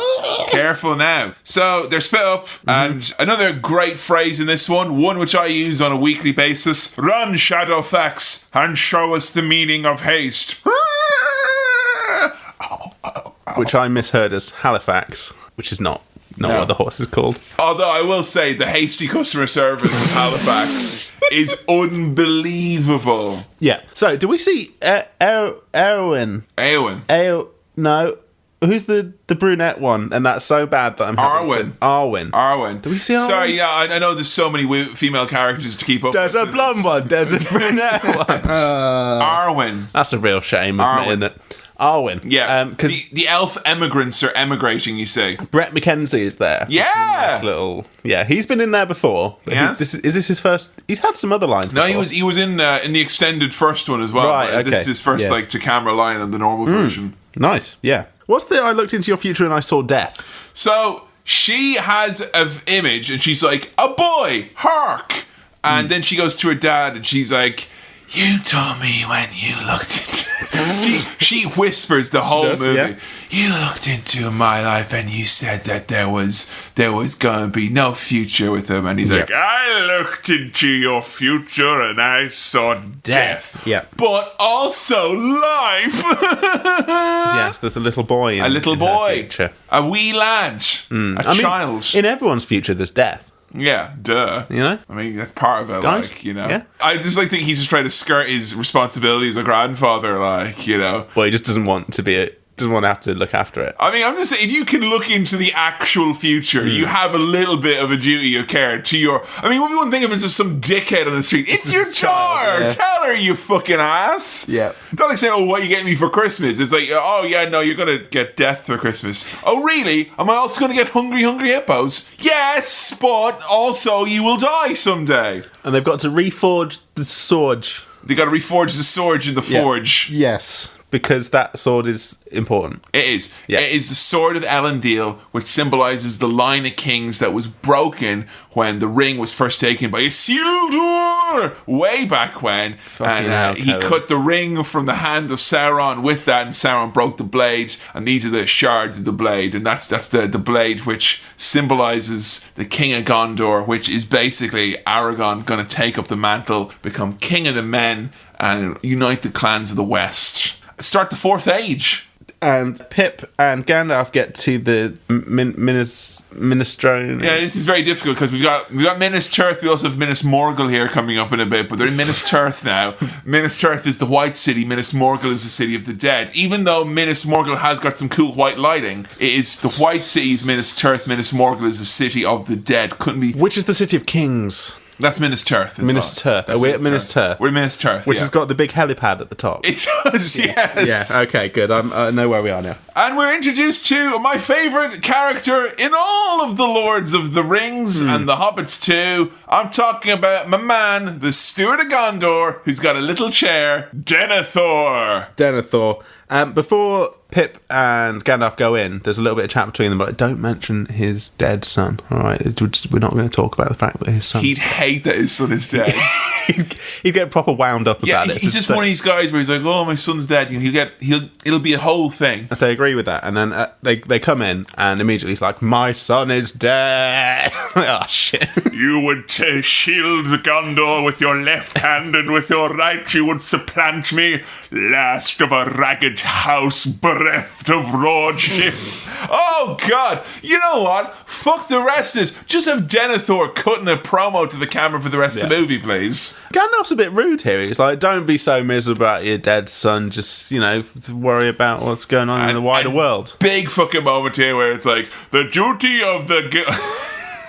The best moment here is where he's like, it is not in your power to stop the return of the king. Then the credits roll. I wish. Exec producer PB&J, Peanut Butter Jackson. Also, the idea of using your grief as a cloak is good. That's another good line. Nice bit of fun language there. Pippin puts himself into servitude because he's basically saying, your son died defending me against many foes. Many foes. And then he's like, how come you lived and my boy died? My boy's brilliant and you're just a little tiny halfling. He's like, well, he got hit with lots of arrows. Which, fair point, he did. He did, yeah. I don't like the look of these vertical cities. No? No, I don't like them built so high. It's giving you flashbacks to Lincoln, like. Yeah, all in like one little kind of all the smushed up together. A big steep hill. I don't it's really hard. I don't have to go upstairs to go anywhere. I don't have to go up all the way to the top to see the theatre. I'm just going to go see Roy Chubby Brown down here in the swamp instead. We've got a theatre with Roy Chubby Brown and we've got an Aldi, and that's all we need. We don't need the fancy ice cream shops up at the top. You can keep your artisanal ice cream and your big cathedral and your great sausage. Jim rolls. Davidson's coming next week, so it's going to be all right. Him and Roy might collaborate. Yeah. And then Pippin, he's trying to kind of, everyone's a bit down about their situation. Denethor doesn't want to fight, he doesn't want to do anything to prepare against the impending doom that's coming upon Gondor. And then Pippin's like, though, we've got the White Wizard. That's got to count for something. And White Wizard does sound like an excellent, very cheap cider. Oh, it does, yeah. Isn't it? Lovely big can of White Wizard. This is a fucking shite night out. And he's like, but we've got the White Wizard. And that must count for something. And the Blue Lightning is, Also, we got introduced to General of Sauron's armies. It's only the Witch King of Angmar. Who is that? It is the one who stabbed Frodo on Weathertop when the Fellowship was but a young fellowship. Right. When they were going to Rivendell, House of Elrond, travelling from Bree. The Witch King. The Witch King of Angmar. Right. He's the one who stabbed Frodo with a Morgul blade, and he was all like...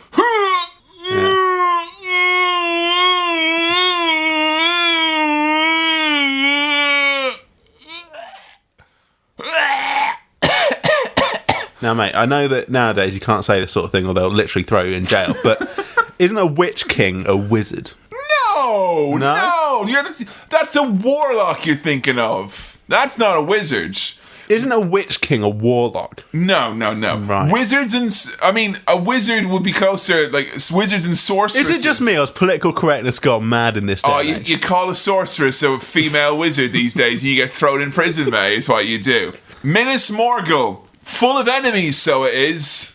This is not where we were before.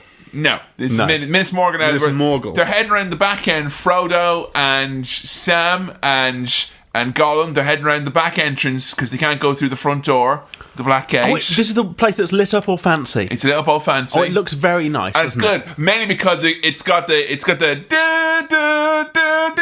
but then it has a bit where it's like, hang on a second, and the doors start opening slowly. It goes, burn it, and then they all come out all cool, like. Yeah, that's very good. Place. Yeah, but they can't go in the main entrance. That's bad. That's bad. Secret staircase up the back entrance, which looks pretty difficult to get up. And then Frodo starts walking towards the wrong door. What a bloody plonker! Oh, imagine a game where you'd have to like fucking cart like that shit around. What, try and shepherd him in the right direction? No, over here, like, oh no, it'd be an absolute nightmare. It was. Ding dong. Meanwhile, the city of Osgiliath is under attack. Because the orcs are coming. The orcs are coming. Yeah. And we got to look at the captain of the orcs. Did you see him? What did he look like? He had a big mashed potato face. Oh, it like kind of covers one of his eyes. Quiet. Yeah, he's scary. His name? All the orcs are scary. But his name is Gothmog. Gothmog? Gothmog. Oh, that's cute. That sounds like a name for a black cat. Yeah, Gothmog is great. I do particularly like, there's a part where he's only got like one good finger, and he's like, the time of man is over. It is now the edge of the orc. It's nice that he gets to make a little speech. Yeah, it's going to be a bit shit though. The age of the orc. Rubbish. So, Pippin. Yeah. They don't want to light the beacon to say that it's wartime, but Gandalf and Pippin do want to light the beacon because they want to alert everyone to the fact that we're going to war now. So he climbs up, lights the beacon. They're basically lighting the beacons behind the back of Denethor. He don't want none of that. He's got 2 guards up there who are the biggest dipshits in the world. The definition of having literally one job. If I'm living in the city, that if you look out from the front of Minas Tirith, you can see the Eye of Sauron. It's right there, And if your job is not on the other end, looking at the beautiful landscape of New Zealand, looking at one oily pile of fucking wood, grand job. So he lights that beacon. All the other beacons then get slowly lit up, and it feels like Pippin's unlocked fast travel in the Lord of the Rings. Absolutely, you can go from whichever one you want. Yeah, it's nice.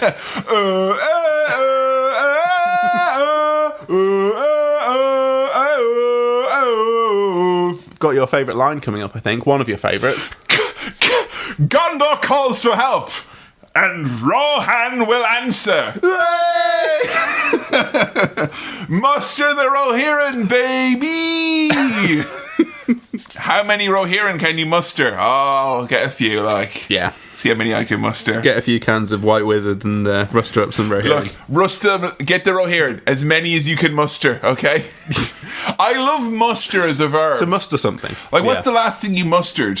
The last thing I mustered. The last thing you mustered. Can you muster mustard? I think so. I mean, have you legitimately But that'd be having to get loads of... Oh, I know what it was. It was a particular brand of hair gel. Really? I mustered as much of that as I could. Is that your fear of it leaving? Well, it's been discontinued. Oh. I knew that the Superdrug near me still does it. So I bought the whole stock they had. You took as many as you could muster? Yeah, I did, yeah. Amazing! Yeah. That's good. Let us know your favourite mustering memories. Ooh, mustering. Not mustardy memories. No, I've got great mustard memories, Yeah, obviously. But that's not what we're talking about. No, it's different. Mustering doesn't sound nice, though. What have you mustered? What's he doing mustering over there? Oh, jeez, it's been mustering in here for fucking... Oh, open a window. Someone must have been mustering in here. Yeah, disgusting. Merry wants to do a fight. Yes, he's got a sword. He has. Oh, excuse me, I've got a sword as well. I'd like to fight. I want a plot as well. Oh, God, we all have to have subplots now, do we? Yeah. Taking a bad turn in Osgiliath, orcs pretty much killing everyone, and they decide to run away. They are retreating. Very few of them left alive. Fell beasts are coming, picking them up. Gandalf, though, handily uses his torch app to save the retreaters. They really are quite inconsistent with this. They're like, oh, the orcs and all of them, they hate sunlight, but they do fight mostly in sunlight in this movie. Yeah, they're still reasonably well lit. Overcast a bit, yeah, but I mean, come on now. We get our first Wilhelm scream, I think, during this bit. Yes? Yeah, we get a couple in this film. There's quite a few, yes. Yeah, very nice. mean, if you want to get an Oscar, you need to have more than one Wilhelm scream. That's what we've learned from this now. That's what the Academy wants. Yeah. Faramir arrives, and he has a chat with Gandalf, gives him the Frodo update. Yeah, confirms that Frodo's still going, so that's good for them. They know he's still alive. I saw him 2 days ago, mate. 2 days ago.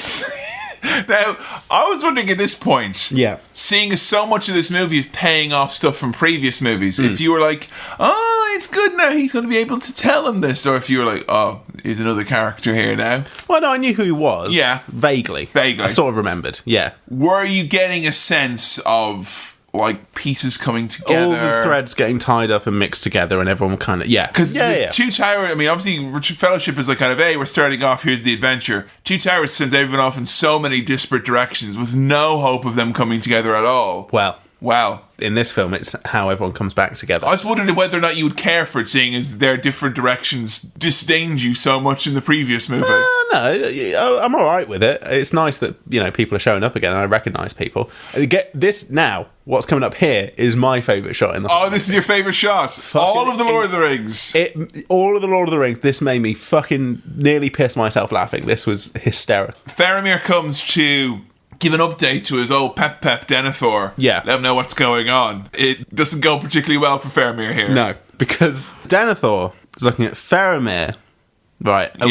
And he starts saying, like, he doesn't like him. Right, he's like, oh, he's really proud of Boromir. And he's like, you wish now that our places were changed, that I had died and Boromir alive in your stead? I fucking do, mate, yeah. Took the words right out of my mouth, actually, yeah. Of course you're my son, you get me. Like, but he falls off his chair and he's like, my son, my beautiful boy. And he's looking at Faramir, and behind him is the worst CGI kind of Sean Bean superimposed behind him. But Sean Bean's doing this big glamour dumb shot. grin, like, he turns around, runs the hands through the hair, Fucking shampoo advert, Sean Bean there, grinning away behind his brother, who looks really miserable. I tried to take the Pantene Pro V from Photo. I tried to take the 11 essential oils for my own. It's just incredible. It made me laugh a lot. Yeah, it is pretty much. I mean, it must be devastating for Faramir, but I mean, very devastating if you saw like a crappy CGI version of the son that you actually love, knowing that he would never look that good in real life, This very much reminded me as well of another scene from the first one when they're going into Rivendell and Elrond appears and he's like, I'm going to do magic now. And it was similarly a cheesy... the kind of the white background. Yeah. The CGI in this film. How has it aged? This is the thing. There's a mixture of different types of effects in this. As you told me, there's some models and practical stuff. This is 16 years old now, this movie. There's some big CGI set pieces as well. It's a real mixed bag. You can't really predict what's going to look good and what's going to look bad. There's some bits that look great and seamless and fine. There's some bits that look really hokey.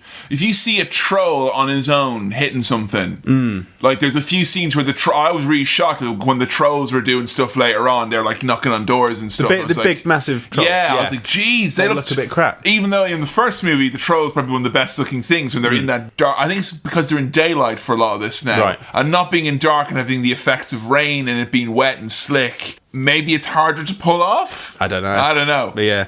It's a real mixed bag.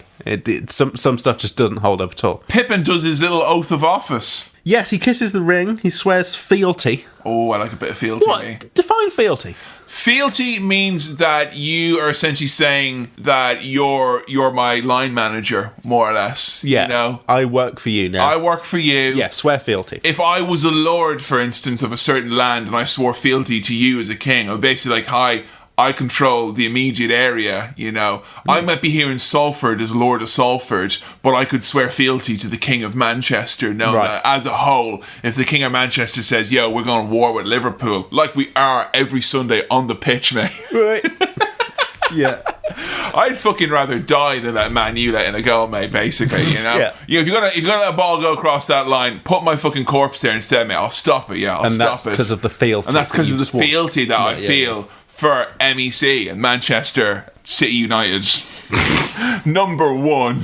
So, Frodo, Sam. Oh, Faramir gets sent to his death as well. Yes. He's like, I don't think we should give up the place that's been overrun with orcs. I think you should go there and die. Basically, if one son's going to die, you might as well have them all die. Cheaper that way, Very weird thing. And he's willing to go along with it because he just wants his father to be proud of him. Yeah, well, maybe if I'll die, you'll be proud of me. He's like, no, I'm going to go anyway and give it a go. Sam and Frodo, they're climbing up this staircase. Oh, that looks very stressful. It looked very stressful. Gollum's about to grab the ring, and Sam can see him looking like he's going to snatch it. Oh, you stinker! But because Gollum sees that Sam's seen it, he just grabs Frodo's arm and helps him up. He's setting up Sam this whole time, being like, this fat lad here. He's gaslighting him, Sam. Yeah, he's like, he's going to steal stuff from you. He wants the ring. I'm the good guy. He will literally ask you for it in the next scene. And Frodo's like, the next scene?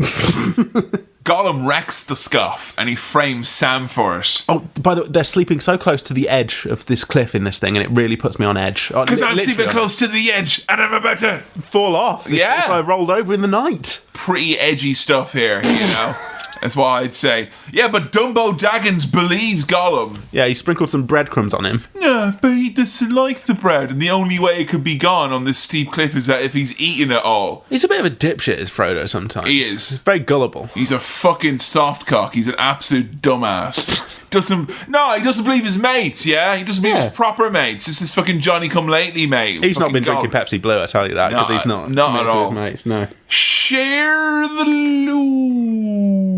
Now, this is the bit where Sam asks to look after the ring. Yeah. And he's like, and it zooms in on his mouth. He will ask you for it, and he will do it in slow motion, and it will be very untrustworthy. Well, it starts off as like, here, Frodo, I could have the ring, and I'll take it, and we could share the loot. Oh, that took me right to Bristol, that bit. Fucking hell, like, just transplanted me. Sam gets sent away. This bit literally always makes me tear up a little bit, where he points at him, he goes, "Go home, Sam," and Sam just sits down and he just goes, I think at that point, if I was Frodo, I'd say, no, go home. Don't sit down and cry. Leave now. And then they play the Hobbit music as well as he's crying. It's very, very sad. Aw. Now comes to my favourite scene in the movie. We have no nice songs for your big halls, only bonny wee sonnets. And like, come, sing me a song. I've got all this fucking tuck in front of me. I'm going to scoff into it. Yeah. Mate, watch me wreck these cherry tomatoes. It's gross, isn't it?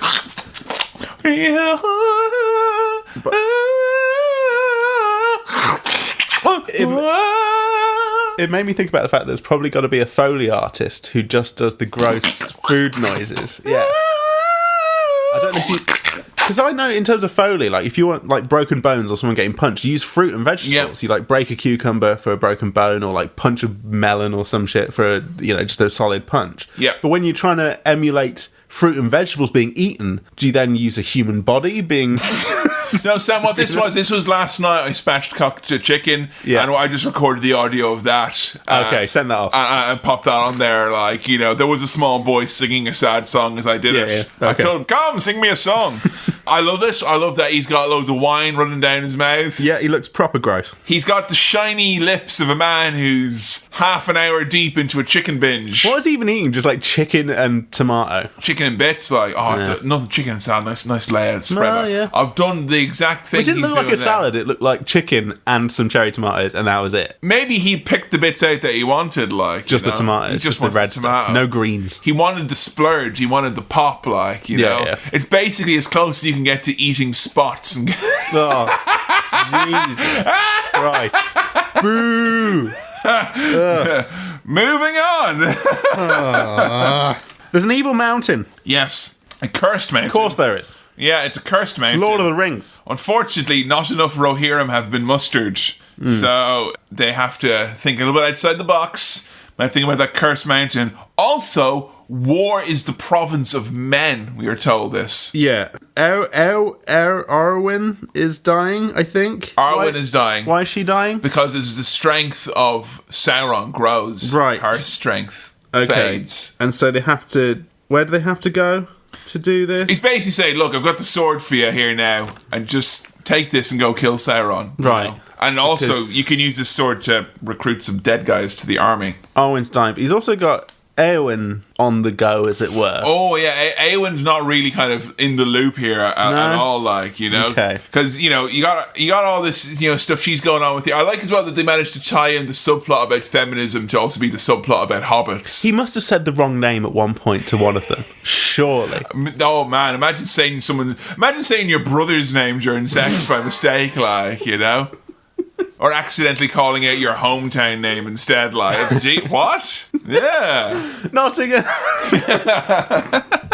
So, yeah, he's packing up, he's going to go into the mountain. But all his mates are coming with him. And Eowyn's like, you can't leave. And he's like, you know literally nothing about my life, yeah? Yeah. You know nothing. I'm going to the Cursed Mountain. I'm going to the Cursed Mountain with my friends, and I sleep with elven women, so you wouldn't understand. Yeah. I feel bad for her. But she goes off fighting herself. Yeah. So who's the real winner? I like that they're going hard with it, because it's like, Mary's like, oh, I'm too small to fight, and she's like, similarly, even though I'm obvious, she's like properly fucking made out in the previous movie that she's adept, she's trained how to fight. Yeah. She's good, she can handle herself, but she's like, oh yeah, I'm like you, little hobbit, because war is the dominion of men. I think it's just to like have them team up. Yeah, you got to bootstrap it all together, don't Who's you? Mary got to go with? Who have we got left that we can put him with? It's just funny to think that if this movie was made now, like if you did have the subplot about like the heroine, coming into her own, there would no way be where it's like,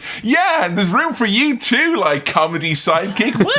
Well, our stories are one and the same. Kevin, I want a big orc drum. Oh, do you? The orcs have the boom, boom, boom, boom, boom, boom, boom. Looks like a right blast. We're building up now for the big fight. Yes. This will take up most of the middle portion of the movie. Because Aragorn, Gimli, and Legolas have got into the mountain now.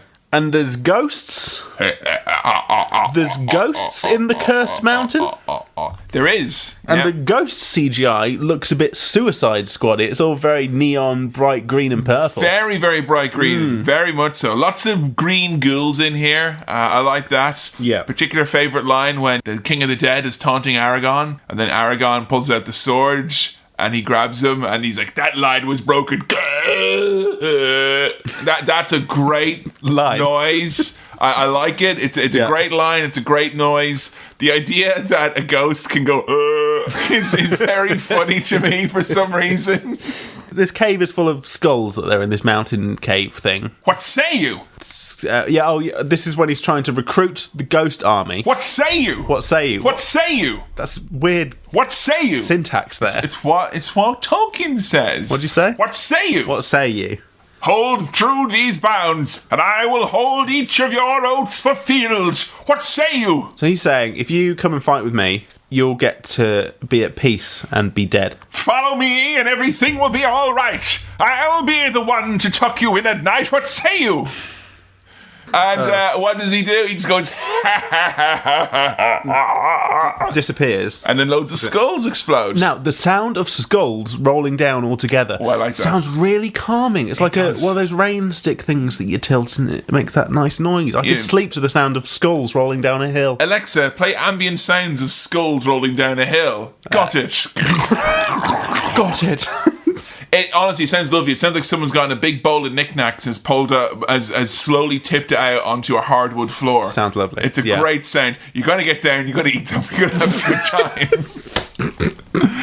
Oh, Sam, you ready for the big battle? Yeah, because the ghosts have decided to join them. Yay! After about 5 minutes of not being sure whether they do or not. There's a lot going on here. We do get a cut to black at about the halfway point. Is that deliberate? Was that where there would be an intermission? Oh, please insert disc 2. Was that a thing? There was a thing, yes. So traditionally when I watch this movie on the DVDs, it would be insert disc 2. Yeah. It does literally just fade away and then come back. Yeah, it says the story continues on disc 2. Intermission point. Into disc 2, you get up, you stretch your legs. Well, we did get up and stretch our legs a little bit. Wake up, Dad, like, you know. Still going. We also have lots of things going on here. For instance, Faramir's alive and Denethor wants to burn him. Yes, he thinks his son's dead. Yes. Or he wishes his son dead, or he's confused about what dead or alive means. I love when he goes out and he sees all of the orcs ready to kill him, and he goes, "The city is overrun, flee for your life." And Gandalf just smacks him around the head with a little stick thing. And again, staff. He just goes, "Prepare for battle," and everyone's like, "Cheers, gotcha." Everyone hears him because of his wizard voice. Right, yeah. Sam, you talked about Foley artists. Yes. And I would like to raise a glass with a tipped hat on the side instead of an umbrella to the Foley artists who gave us all the crunchy sounds. Oh, the trebuchets with the big rocks that land on all the orcs with the oh. Yeah, squished orcs. Oh. Great noise. Thank you very much, because I feel like when it lands on the humans, like... When it lands on the orcs, yay! it's extra satisfying. Crunchy! Yay! Like, there was moments in this where I was like, yeah! You know, and one of them here was definitely seeing orcs get crunched. I feel no guilt about that. Satisfying, innit? Watch a whole movie of that, really. Yeah. Alexa, play the sounds of orcs being crushed by trebuchet, please. I'm going to have to edit some of this. Got Alexa chat out. Now, the orcs are having a bit of a problem. Even though they've got their fell beasts flying around, going ree, and even though their trolls have got hats, which is an adorable touch, they can't break the wall. No. So, they call on the services. I mean, this is another extended edition exclusive? Yeah, this is Grum. it. Grum! Grum,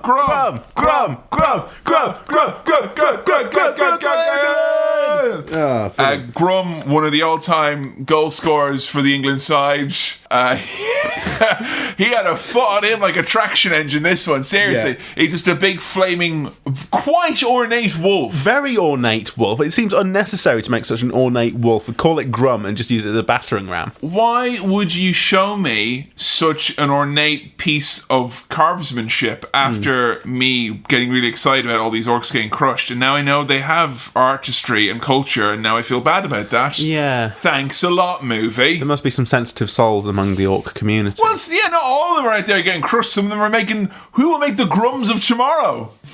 Who will make Grim and Graham and Graham? I'd watch a film called The Grums of Tomorrow. The Grums of Tomorrow. 100%, yeah. And the movie is really picking up speed now because ghosts attack pirates. And you said that this was stupid.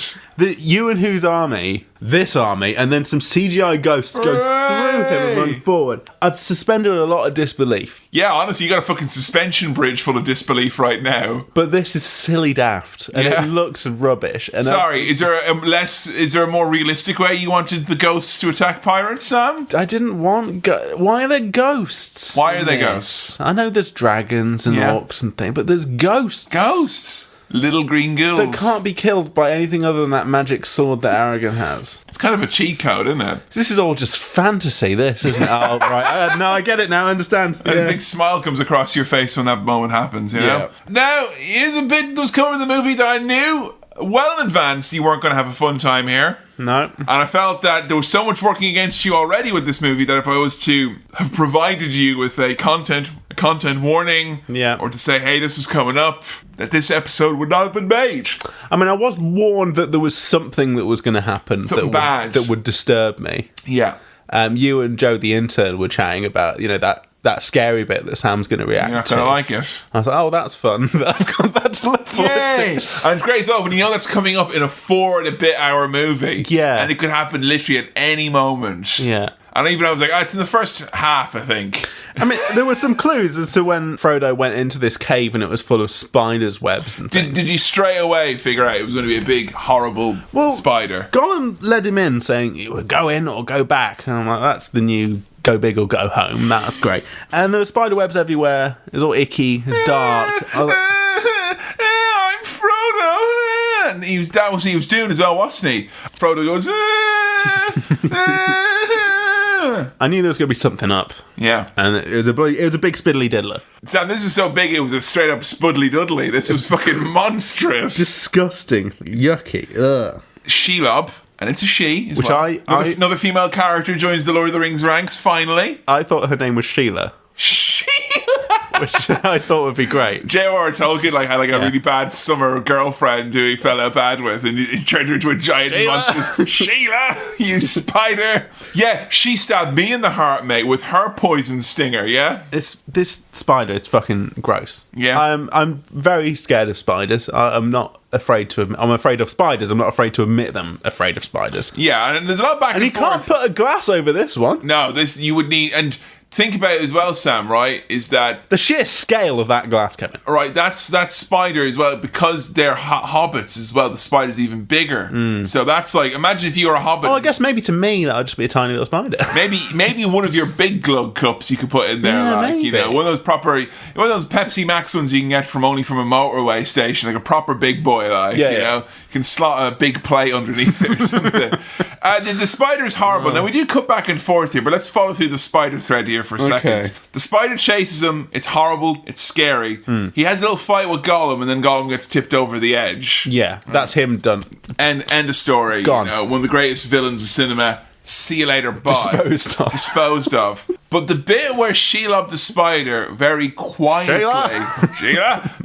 Where he goes in very quietly behind Frodo, as Frodo thinks he's escaping, and then stabs him. And he's like, she's quiet as a mouse, even though she's a giant spider. And then... He's been stabbed too many times as Frodo. Yeah. And that's the thing is, right, it's that type of where there's a thick liquid coming out, which means you get the... You know that? Yeah, it's like that. the gross stuff coming out of the mouth. Where it's both a noise coming out and there's a froth as well at the same time. So it's from a noise sound effect. And there's been a lot of stabbings in these movies, and I love them a lot, as you can tell. This is the all-time top one. Now, this spider stinger is kind of positioned where, like, a little spider dick would be, even though this is a girl spider. So there's like been stabbed with a spider dick, and there's kind of white ooze coming out of his mouth. And also, when the little hard spidery dick bit comes out as well, it comes out, and it's got all this, like, goo on it as well. Yeah. Because it's moist. It's like a slippery... hard, stabby spider dick. It's this horrible black nail covered in slime that comes out. No one likes that, and you certainly don't want to. Don't want it right in your tummy. It's proper horrible. Yeah, and then he gets all wrapped up, doesn't he? Did you know what was happening here with poor Frodo? What, that he was been... Like, did you think that was it? See you later, bye. The end. No, I didn't think he was dead. Frodo dies. He's been stabbed by the thing, he gets all wrapped up. Doesn't he go into bright, overexposed land for a minute, where someone's like, oh, you can use the light and then he gets stabbed right afterwards. Yeah, okay, it doesn't do anything. Thanks a lot, elves. Yeah, he gets all wrapped up, and he gets taken away by orcs. But some other stuff happens in the time that this is happening. Grom breaches through. That's obviously big moment for Grom heads, and you're listening in. You want to know when Grom gets his moment to shine. I was wondering, did Grom succumb? But Grom didn't succumb. Nah. Grom succeeded. Grom's gonna come, baby. That's what happens. And then Denethor with my other favourite line in the movie: "Bring wood and oil." Yes. I have not been in a situation in the 16 years since I've seen this movie where I've needed both wood and oil at the same time. But you wish for that to one day happen. I've often needed oil. I used to have a wood chip burner back in Lincoln. But never the twain. Never the twain have met, you know? Yeah. Once it was like, bring wood and then I will need oil, but not at the same time. Sam comes in to save Frodo. Yeah. From the Spiddly Diddler. Here he comes to save the day. The idea of touching a spider with your bare feet is the most horrific thing to me. Yeah. We've thought about hobbit feet a lot, whether they're, calloused enough that they're basically shoes. But just something about spiders touching your flesh. The few times that we got shots to the feet in this, you were like, because their feet are all cut I was beaten off. You were... As soon as you saw those, they were really sore looking, and they had walked on them. It was when they were going up that secret staircase and things like that. I'm like, their feet must be knackered. Oh no, it's not fun at all. No, I think actually seeing Sam fight back to the spider is almost scarier and worse than the spider just stabbing him straight up. Yeah, I mean, because he stabs him in all the soft bits. It's all like. Probably the thing that disturbs me the most about a spider is the big squishy abdomen full of just ooze. Of course he stabs it there as well. Then in the eyes as well. Yeah. I mean, it's gross, but Sam does manage to kill the spider. He does. Well, not kill it. He doesn't kill it, just make it retreat. So it's definitely alive and it will come back. It could, for instance, Sam, when you're in your house, it could be there. Fuck you. All right?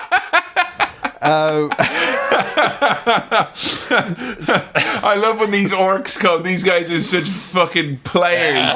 They waddle in like, what have we got here? What have we got here? That spider Sheila has been wrapping up a little bit. Killed him. I think, no, she likes to make fish. And Sam's like, oh, he's still alive. Sam, you feel he's still alive. What she does is she stabs him with a poison stinger and then they go limp as a dead fish. The fact that there's obviously a stream direction, which is, and then his mouth goes, he does that 4 or 5 times. Yeah. He's really hamming it up, whoever's playing this orc here. Yeah, this guy is here to be he wants to win the Oscar for best orc. Because it must be hard when you're in a character that's all made up as a monster to really stand out. That's true. And so he's like, right, my thing is going to be and he nails it. For instance, there's another orc later who says, you know what, my thing's going to be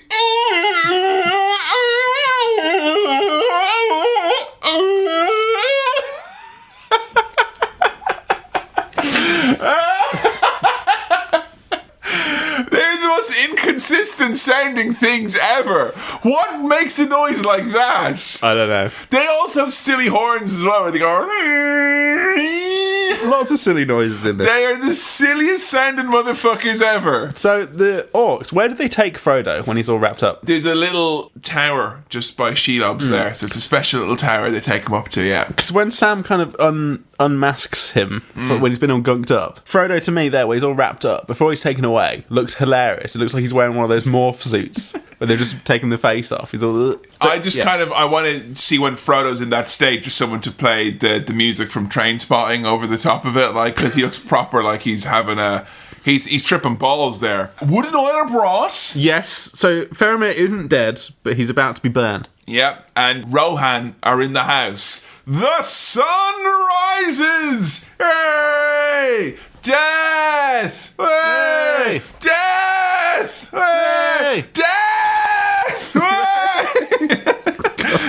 I mean, 3 yells of death. He's pretty much setting us up for, like, lower your expectations here, folks. Yeah. Oh, you didn't die. Oh, that's a plus then, isn't it? But I shouted death at the start. 3 times, you know? Yeah, another big fight in the big city. I mean, the thing I do like about these big epic battles, and often I am quite bored from them. There's a lot of it in this one. But the thing I do like is when, like, one big row of people on horseback meets another big row of people on horseback, and they kind of converge. And it goes da da da da da da da. I like that when you see the scale of that. And you have the orcs be like, form ranks, and they're like, ah! Yeah. And then they get crunched. I like seeing those orcs get all fucked up. I do. I really do. And it's good to know because, like, I see the orcs as, like, being like the worst of England. Like, absolutely. You know, and it feels... Big can of white wizard. You know, and it's good to know that even the English can get it, because a lot of Irish will see they're going to go, yeah, get them, get the Brits, get them, you know. But it's good to know that you as an Englishman could still enjoy that. Oh, was that typical British self-hatred as well? Yeah, the self-loathing of the British. I say British, English, probably, yeah, that's what I'm talking about. The self-loathing of the British is something that I assume you hate about yourself the most. It is, yeah. It's good, that. Self-fulfilling prophecy. Lovely. The naughty dad, that Denim Gene, he is trying to burn himself and his son. Like the heathen kings of old, we will burn. Why does he want to burn himself? Is he just like, I'm done? Yeah, he's basically saying, I'm a fucking idiot. He has said that the city has fallen, it's all fucked, we're all gonna die. Yeah. Me and my boy, we're gonna go out like fucking players on fire, because as we all know, self-immolation, it's like going very quietly in the night. Like, you go out like a light, very, very Piece gentle, very gentle. You're lulled into a screaming, agonizing death as you burn alive. Yeah. He gets set on fire, and it's very funny. He's very, and when he gets set on fire, he goes, oh, oh! Runs off the edge of the yeah. Oh, this is Merry and Gandalf that have saved Faramir here. Yeah, Faramir is safe, but his dad's not. He's on fire, running off the edge. This is the most extreme version of Get Your Own Back I've ever seen. Like, my dad says that I'm not as good as my dead brother. Well, pull that lever and set him on fire. You wish that our places were trained, that I had been gunked in Boromir. Yes. Who are these elephant lads? They're Oliphaunts. Who are these Oliphant lads? They are wicked men from the Oliphonic spree. Now, there's a few little bits, I don't want to get too into it, but whiff of colonialism here, a little bit off of J.R.R. Tolkien, but there are noted wicked men from the east. Right. And people from Gondor and Rohan are men of the west, and the evil wicked men from the east who seem to be kind of like a mixture of pirates and those Easterling guys we saw last time around, and these guys who are all dressed up in weird kind of tribal facial tattoos riding these big elephants. It's a little bit. I mean, I'm from West Meath. I've got a bit of east-west bias to begin with. Like, you know, right? But I don't know. It's a little bit like something about it is a bit. Yeah, there's something about the line from Gollum: "Wicked men from the east, they serve the Dark Master." Seems like the sort of thing Gimli, the actor, would say. Yeah. I wish we knew his name, but just Gimli. Yeah. Just type in Gimli racist. But these big elephants are doing a lot of damage. It's quite upsetting to see them get hurt, the big elephants. Yeah, I was in many minds about this, because at the start I was like, oh, poor elephants. They don't... But then I was like, no, they're not elephants, Kevin. They're Oliphants. They're Oliphants, they're not elephants. And just because they invoke something that you've got a personal feeling for, and I love elephants. They're great. Little elephant who got stuck in the mud in the recent Planet Earth. Very, very sad. Made me cry. Yeah. He got stuck in the mud and he couldn't get out. These Oliphants are weapons of war. That's what you got to remember. And at the end of the day, mate, weapons of war. What was happening, Sam, was I was watching this from the animal welfare point of view, and I was feeling like, well, the Oliphants are very cool. It's good to see them. You know, they're used for their power, and they're very prominent there, and all that. They are getting attacked a lot, but they don't seem to be in a good deal of pain. But then I got proper distracted because one of them stood on a horse and went. And you don't even consider the horse there. You're like, that's great. It was just all in one, though. Like, you know, like one tan. He just got it all in one night, and it was.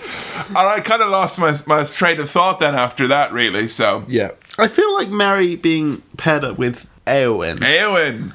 They don't have fabulous chemistry. No, they don't. No, they do not at all. No. And I feel like this was the thing I was concerned about when Merry and Pippin got separated in the first place. That there would be some sort of... They'd be paired. And I think... You want Jane, Silent Bob together, like, you know? Pippin and Gandalf and Denethor.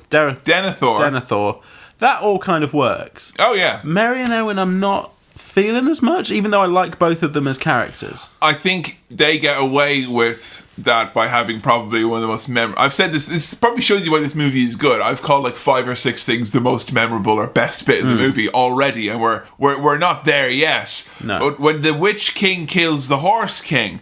Yes. And then, you know, this very, very, very, very amazing moment where he's like fighting Eowyn... And he's like, no man can kill me. And she's like, I am no man. That face, that when she reels back. And she stabs him right in the chops. Right in the fucking face. Beautiful. Love it. Yeah. Great. And then he all buckles up like a can that has had a bit of water boiled out of it. Atmospheric pressure. Yeah. Yes. Great. Prove its existence. Yes. And she's defending her dad, who unfortunately is perishing. Yeah. Despite that. It's a very cool moment. I like to see Witch Kings get killed, and this was particularly brilliant. Gothmog also gets killed as well then when the Dead Squad arrive, who pretty much end this fight. They're a bit too good, these ghosts. Oh, the ghosts. Well, you can't kill a ghost. No. Unless you've got a special sword. Or some sort of, like, I don't know, exorcism type. I don't know, this is a non-Christian country. I don't know what they would do really here. No. Exorcisms are powerless against them. If you've got a ghost, mate, you're fucked. CGI Legolas is more effective than a ghost, though. Climbing up the elephant.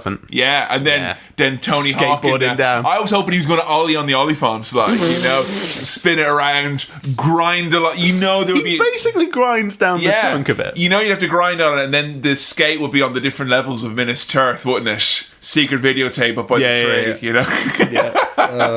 And then you do a special bit where you have to, like, ollie onto Denethor and set him on fire, and then he falls off. You know? Make it, you coward, Tony Hawk. So, Eowyn's dad, he's in his final moments. Theoden is Theoden. It's all over for Theoden. She said, I'm going to save you. And he's like, you already have. And then he dies, so it's like, joke's on you, like, you know. Oh, that's embarrassing. Like, what did he say? Oh, nothing. He was just saying how I was always there for him. So the big battle is over, and that's the final big battle we've got for the whole film, right? Oh, no, that was a mistake, wasn't it? No, Sam, we're binging this series of Game of Thrones. There's more big battles to come. The ghosts get released. Release us! And then he makes a weird...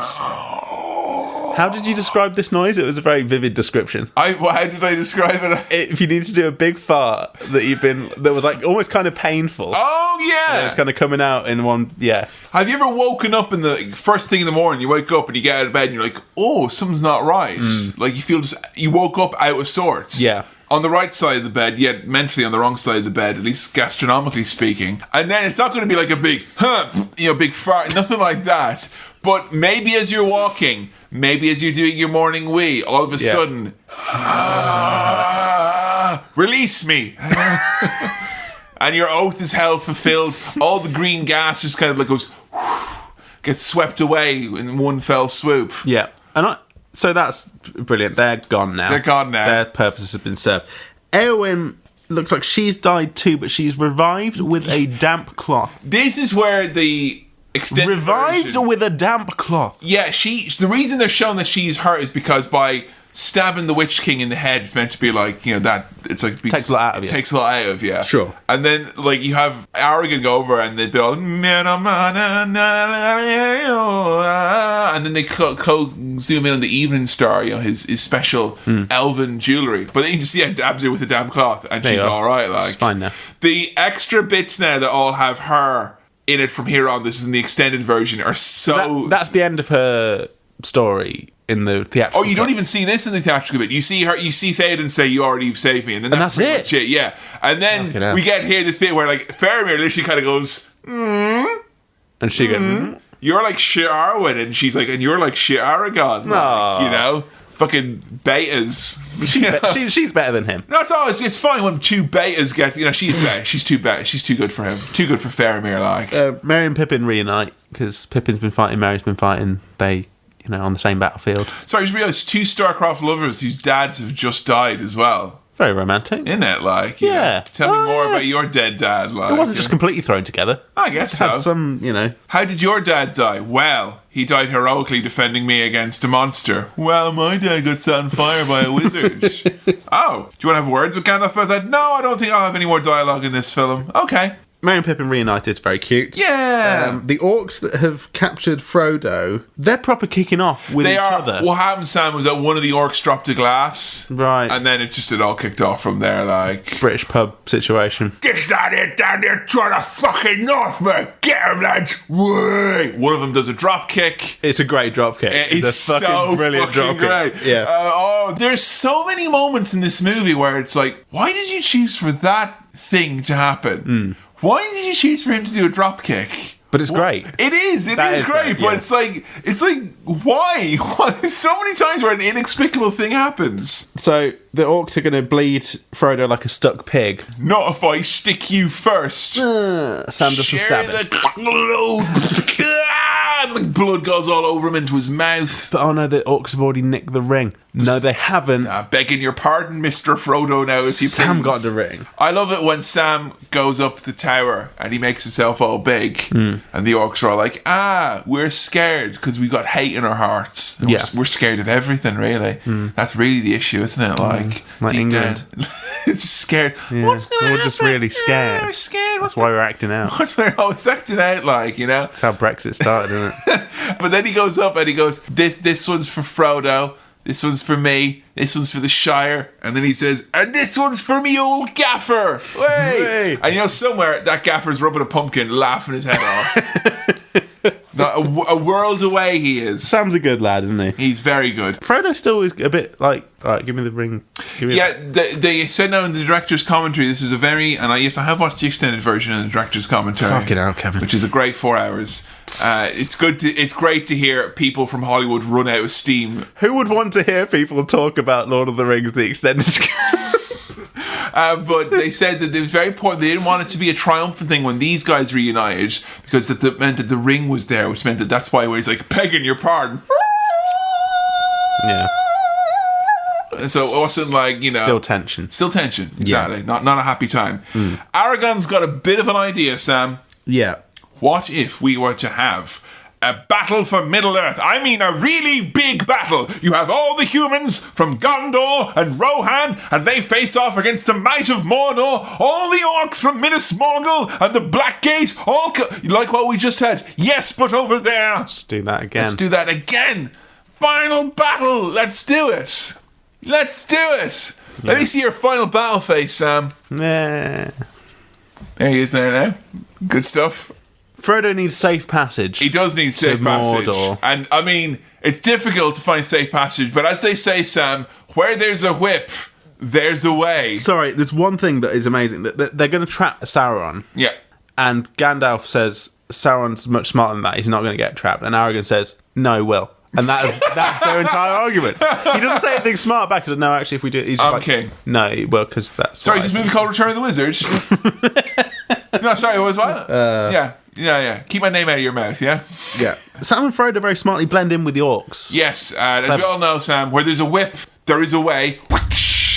And they don't want to go to war today. But the Lord of the Lash says, hey. We're going to march all day, all night. Where there's a whip, there's a way. Don't you know we're at war? Don't you know we're at war? Inspection! Brilliant. British orcs. Or you better get this rubbly rat in, or have your guts I will. That was when I came to England and I was on the boat and it was all like, all these England. And Joe wanted us all to point out that this big dirty orc, he had no nose. So, Kevin, how does he smell? Terrible. Hey!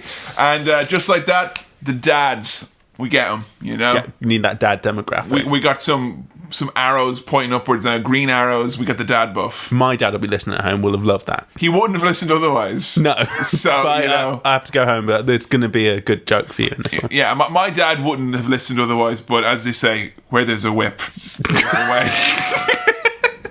Sam's lost hope that they're going to make it home. which is very sad. sad. Because right at the start, he's like, "Oh, we've rationed just enough of this elven bread for the journey home." And he's always very... and he's like, "Nothing ever dampens your spirit, Sam. We're going to our death." Whereas now, Sam's spirit has fully been dampened. Yeah, he's like, no. We're not making it home, we're going to fucking die. Yeah, we're going to die. We might as well die with a full stomach. When Samwise Gamgee is saying that, you know things are pretty dire. It is. And they're on their final stretch there now. And the problem is, though, between them and Mount Doom, there is the Eye of Sauron, which for thematic purposes has become simply a watchtower now. It's just an eye that casts a light, going zip, zip, zip, zip, zipping around the place. It sees Frodo, he falls over. He falls over, and he's also cold as well. Because he's taken off his orc gear. Should have brought a jacket. Yeah. Right? I mean, that's one of the basic things when you're going on a big trip like that. Now, a certain character decides to have a little play around with accents. We've had our British characters. We've had plenty. Right, I've got my fill. I feel at home. I feel I've got characters. You've had enough regional accents for one day. I can relate to some characters in this film, and finally, I'm glad there's a character that you can. Some for me to sink my teeth into. Now, there was a season of The Apprentice recently where one of the contestants, and I think she will go down as my least favourite contestant of all time. Okay. Because when she was out there doing... Katie Hopkins was on The Apprentice. And she was on The Apprentice as well, but when she was out there doing deals, she'd be like, "Right, and can you get us a particular price for that? And would you be interested in having the product at this price? Yeah. And would you like..." And then once she came out there, "Lads, sure, would you look at... I've only went and gotten it for us now. I've gotten the deal, so I have." And then she goes in with Lord Sugar. "Well, Lord Sugar..." But she put on a British accent. A fake British accent to hide her Irishness, because she didn't think she thought her Irish accent was at odds with being taken seriously. And why haven't you had the decency to do that? I don't know, Sam. I don't know. That being said, I'm confused for being Canadian half the time, so maybe it doesn't work that way. But Aragorn, similarly, just decides out of nowhere, "Let the Lord of the Black Land come forth. Let justice be done upon him." I mean, it's this Irish motherfucker. You said this to me, and I thought he's exaggerating. You warned me that he's going to turn Irish here. I was like, he won't turn.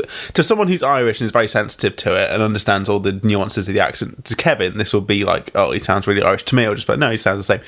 No, he sounds fucking Irish. Legitimately Irish. He just puts on an Irish accent for no reason when he's talking loud in a battlefield. The Black Land come forth. Irish. Justice be done upon him.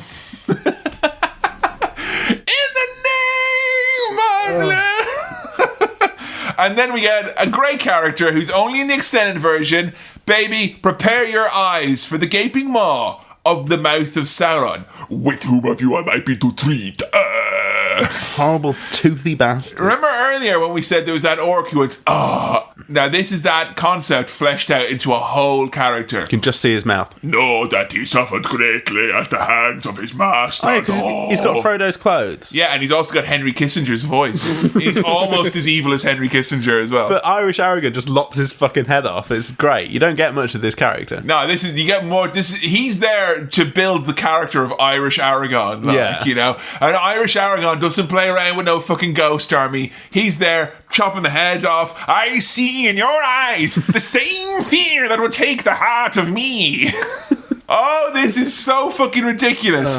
There's another fight happening now. And then all the orcs come out and they surround him again. I tell you, Gimli doesn't think he'd be fighting side by side with an elf. No? And Legolas says, "What about side by side with a friend?" I'd love it if Gimli went, "Still no. No, absolutely. You're not my friend." "No, you woman, listen, you don't understand.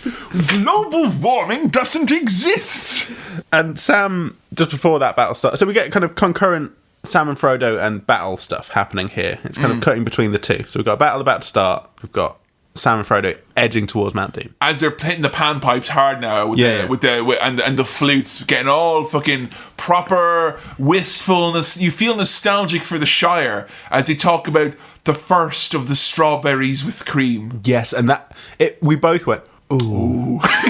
Because when you're nearly 4 hours in, a bit of the thought of the strawberries with cream. Ooh. Oh, yes. Yeah. I mean, Frodo can't even remember food. So that's how long they've not been eating. How long have they been out here not having that bread? Well, they've been on the trot of days from movie one. No, but they've had that Lembas bread. They've been grand. They've probably been out here for maybe a week, I'd say. Couple days. David Blaine did it for ages. Yeah, what's the big deal? And he had to deal with rabble-rousers throwing paint at him. You know, Frodo didn't get that. Nothing at all. No, he got wrapped up in spider gunk, but that's by the by. Sam carries Frodo. Very cute. Very cute. Yeah. And then Gollum appears. Gollum time. He's back. He is, and he fights and bites. And this is a particularly gross fight as he gets hit in the face with a rock. Yeah. It's very, very nasty now. And Gollum and Sam are kind of duking it out, and it's all, It's all he slices him in the stomach. It's like, oh, all right. Yeah. Careful, boys. You'll hurt each other. Really gone off, Gollum. And because this final act was not crazy enough, some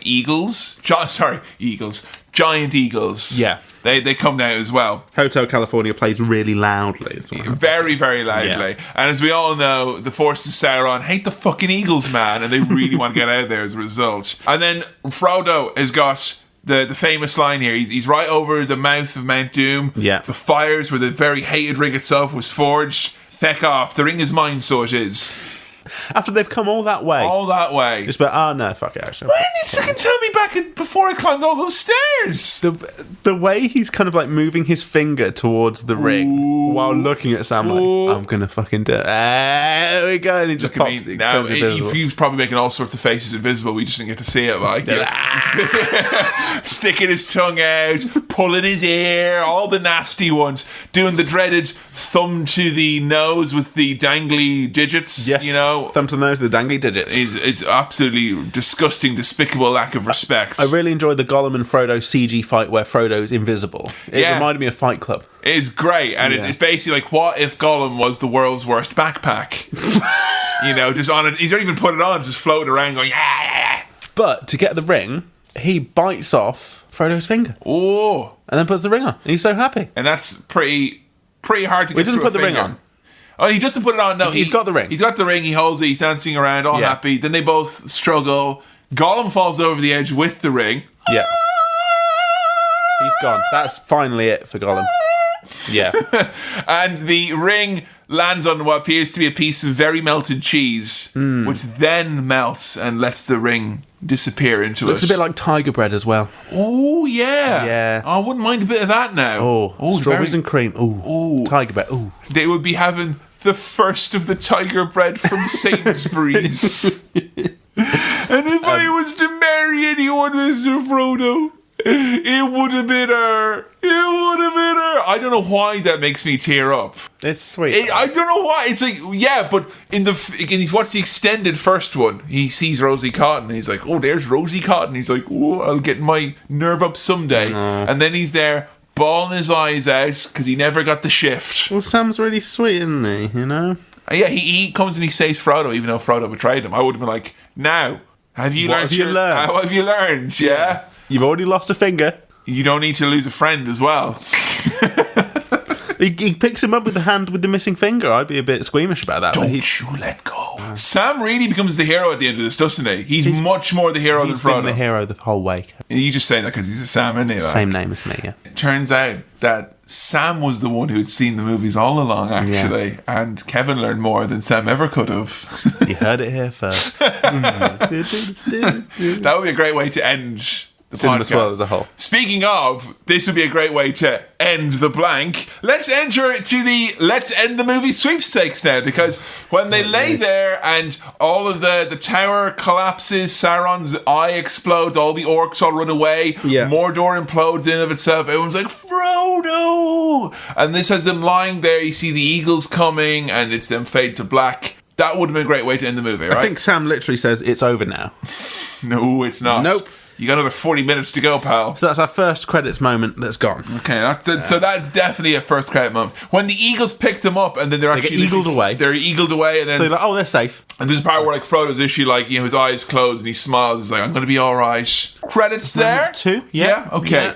Yeah. Frodo wakes up in a white room from a crazy dream. Gandalf! The way everyone laughs in this, it reminds me of like the end of episodes of Pokemon. Where it's creepy. It is. Very creepy. Merry Pippin! They've all been queuing up outside to go in and laugh. And then Gimli comes in and goes, Has he even seen an inconvenient truth, though? Has he? And then Sam comes in and the laugh. Oh, but no, Legolas. When Legolas comes in, he sits in the doorway just and he gives him a nod like it's not appropriate for me to... I'm not that good of a friend, like. Sam comes in, laughter stops. Yeah, no, everything's changed, isn't it? Like, because if Sam had come in the first movie, he would have probably fallen over backwards into a plant pot, and then his trousers would have spit. Like, you're a stupid, fat idiot, Sam the Hobbit, who always gets it wrong. It's now that I'm the hero. True hero of the story. He also looks a little bit sexier now, I think. He does, yeah. I mean, it's always been a bit, of unexpected hottie. And now that you know he's a bit of a bad boy as well with the way he treats the fans, like, ooh, I might ask you for an autograph. I might get cussed out. Like. So that scene where everyone's, together and they're laughing. Well, fade out. Credits. Third possible credits moment. No, coronation. Yeah. And now begins the rule of men. And we put the crown onto Aragorn, and Aragorn goes, but he's not Irish anymore. He's talking normal. Yeah. We're talking about the genuine Irish hymn he's singing there now, And then... why is he singing?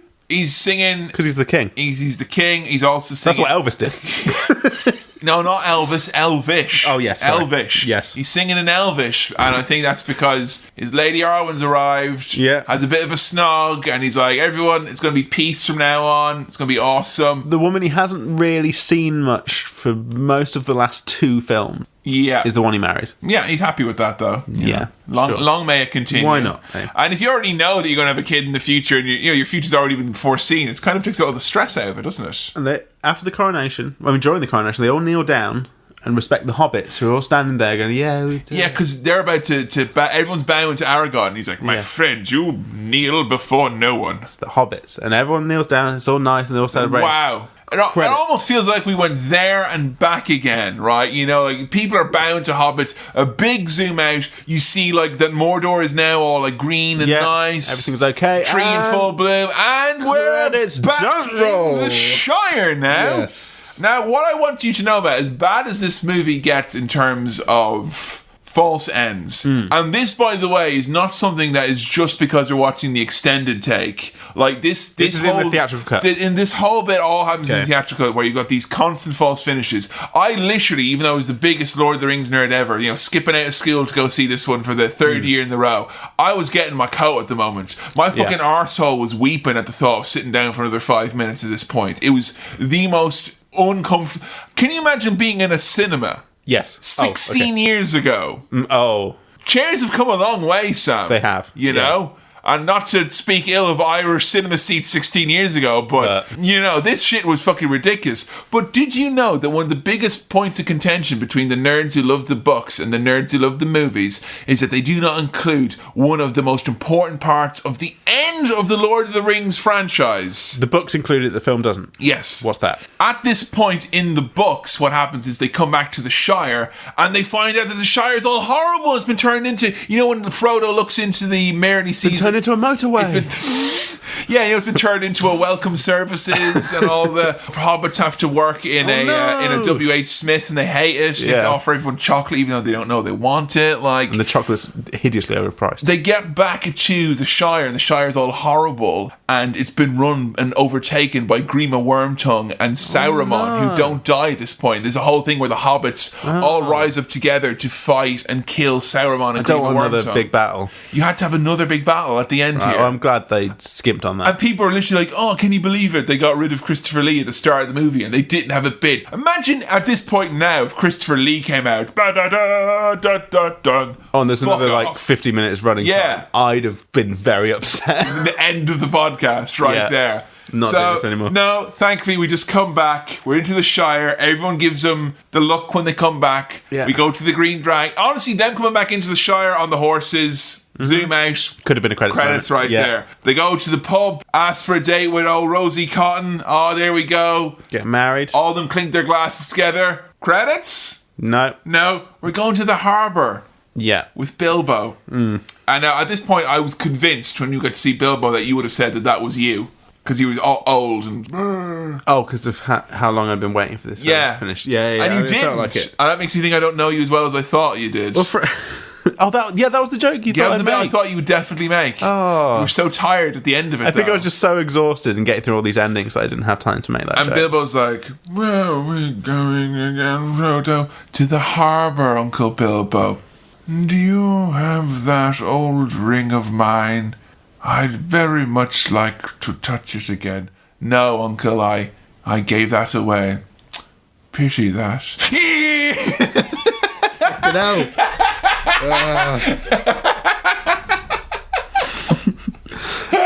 I was about to do a credits rolling thing. You got me. If right there, credits roll. Frodo's been writing the Lord of the Rings, by the way. Oh yeah, the amount of times they cut to him cut it and writing it, you were like, "Oh, is it gonna be the Lord of the Rings by Frodo?" Don't call me that anymore. Call me by my given name, J.R.R. Tolkien. Credits. So old ass Bilbo, he's asking about the ring. He's off on a boat. I'm quite ready. Where's he going on the boat? To the Undying Lands. Right, because he's old.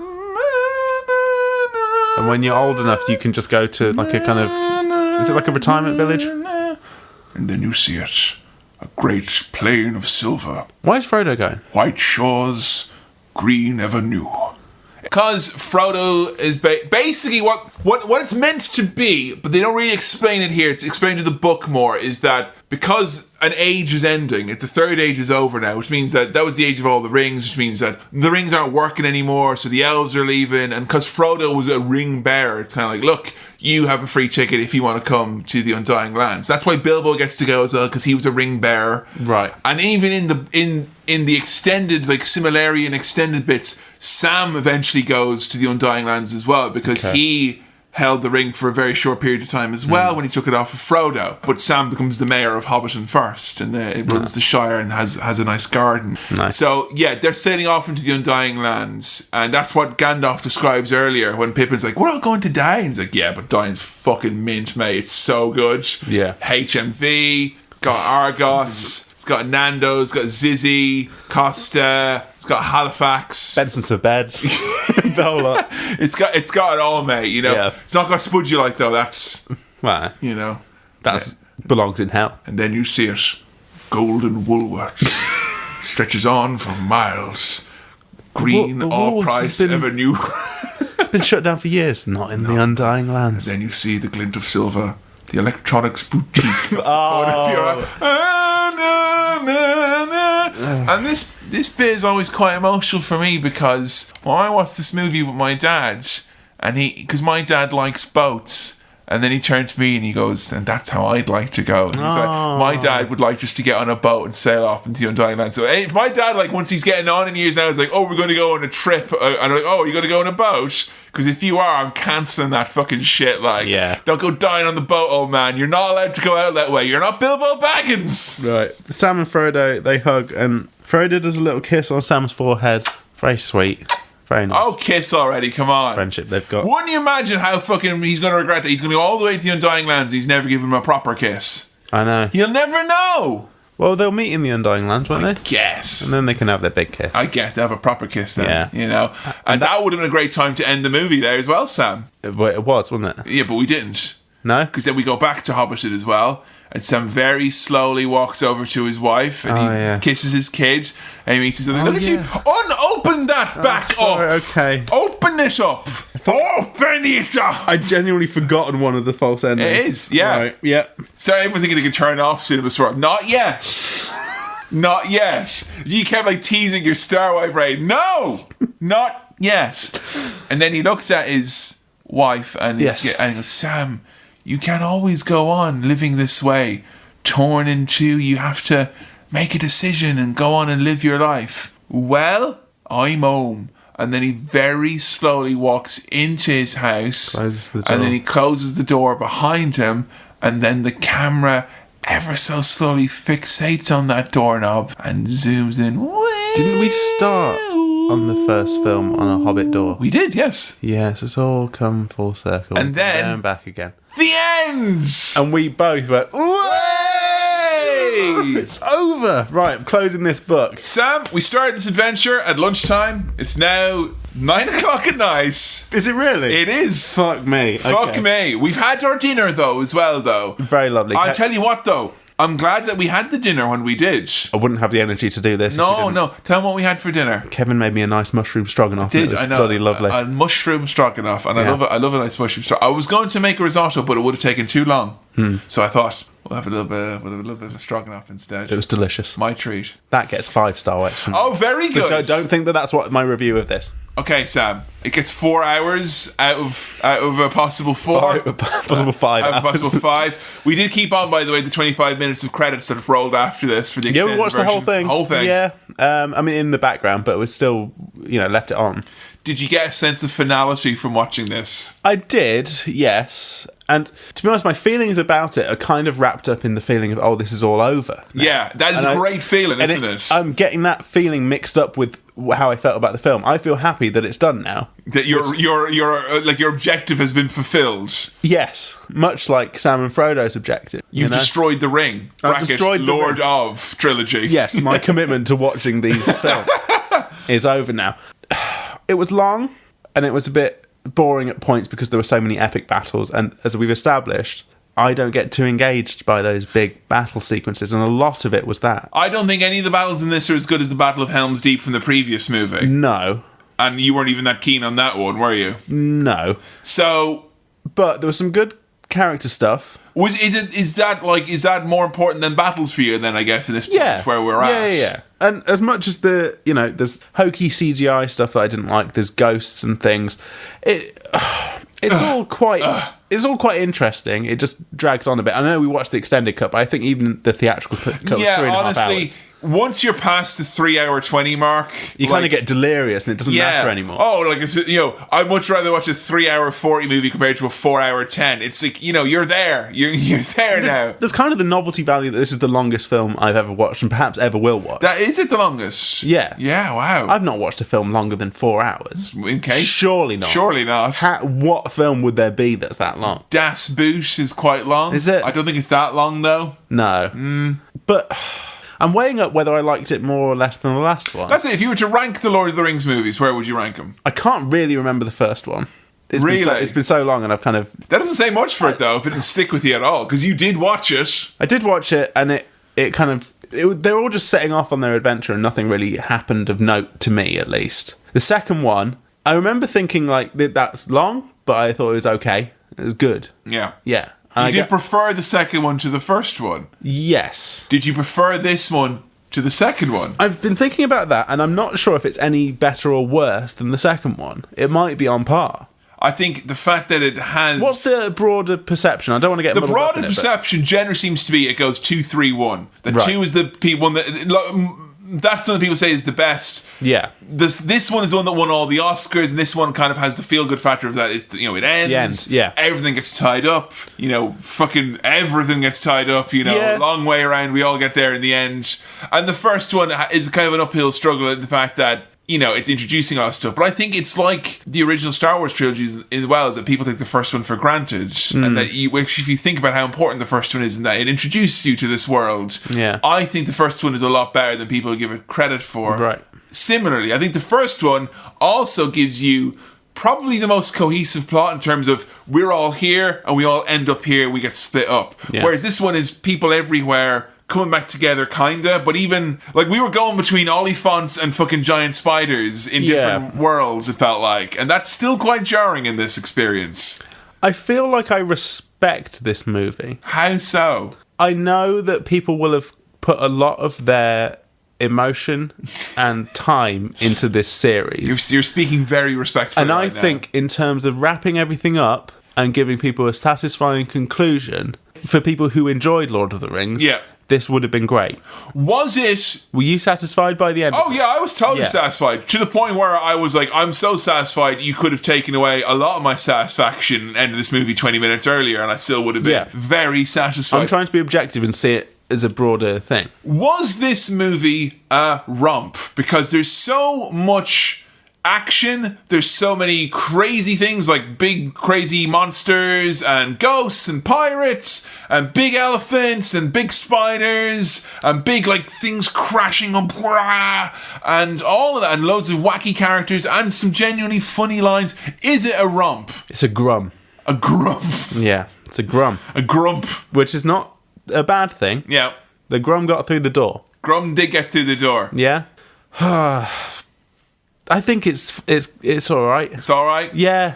does this leave But there's this sense of relief within me now that I'm kind of overjoyed and delirious with happiness that it's all over. Is there any hope for you in the Lord of the Rings franchise? Would you ever come back to this world? No. Or just very much like you've been here now and you know it's not for you, but you gave it the old junior college try? Yeah, that's what I feel. Like, I've given it my full attention. Like, you feel like you're someone who's been to university, gotten a degree you genuinely feel is worthless, but you're happy for the experience of having been there. That's not you specifically, just a lot of people, like. Yes. Yeah. Yeah. You know what? I did what I had to do. Some people got more out of it than you. Yeah, that's what I'm saying.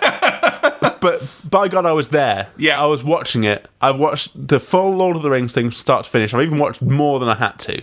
Thank you very much to our supporters over at patreon.com yes, /CinemaSwill. very much. And once we start reviewing The Hobbit on Cinema Swill, you'll... What? Would you like to see that, though? Just an interesting question. Would you like to see that, though? Are you asking me or the No, I'm asking audience? them. I'm asking them. Would you like to see that, though? Would I like to see it? Don't never about him. That's not important factor in this. Would you like to see that, though? That's just something, I've got them. They're extended as well. Yeah. Oh, are they? They are. Great. And if we've got a 3D television, they actually there's 3D versions there. There's extra discs because it's the only way you can get the extended Blu-rays. You also have to get the 3D versions. So I have the 3D versions in there as well, sitting alongside the normal versions. But that's the only way it was housed. We'll put a stretch goal to buy a 3D. Oh, you can probably pick up 3D TVs in skips now. Yeah, I can give myself a headache, mate. I don't even bother. Like. This was a satisfying conclusion to the series. Satisfying conclusion to an unsatisfying series for you? For me. Yeah. That's the thing. And I can see this from outside myself. Oh, I see. I've grown a lot in the last 4 hours. You have, yeah. There were romp elements. I liked the characters that I liked before. I thought Gollum was great. I thought Sam and Frodo were cute. With this, though, the way I'm thinking about it is this, right? Aragorn was Irish. The judge of this movie in many respects should be...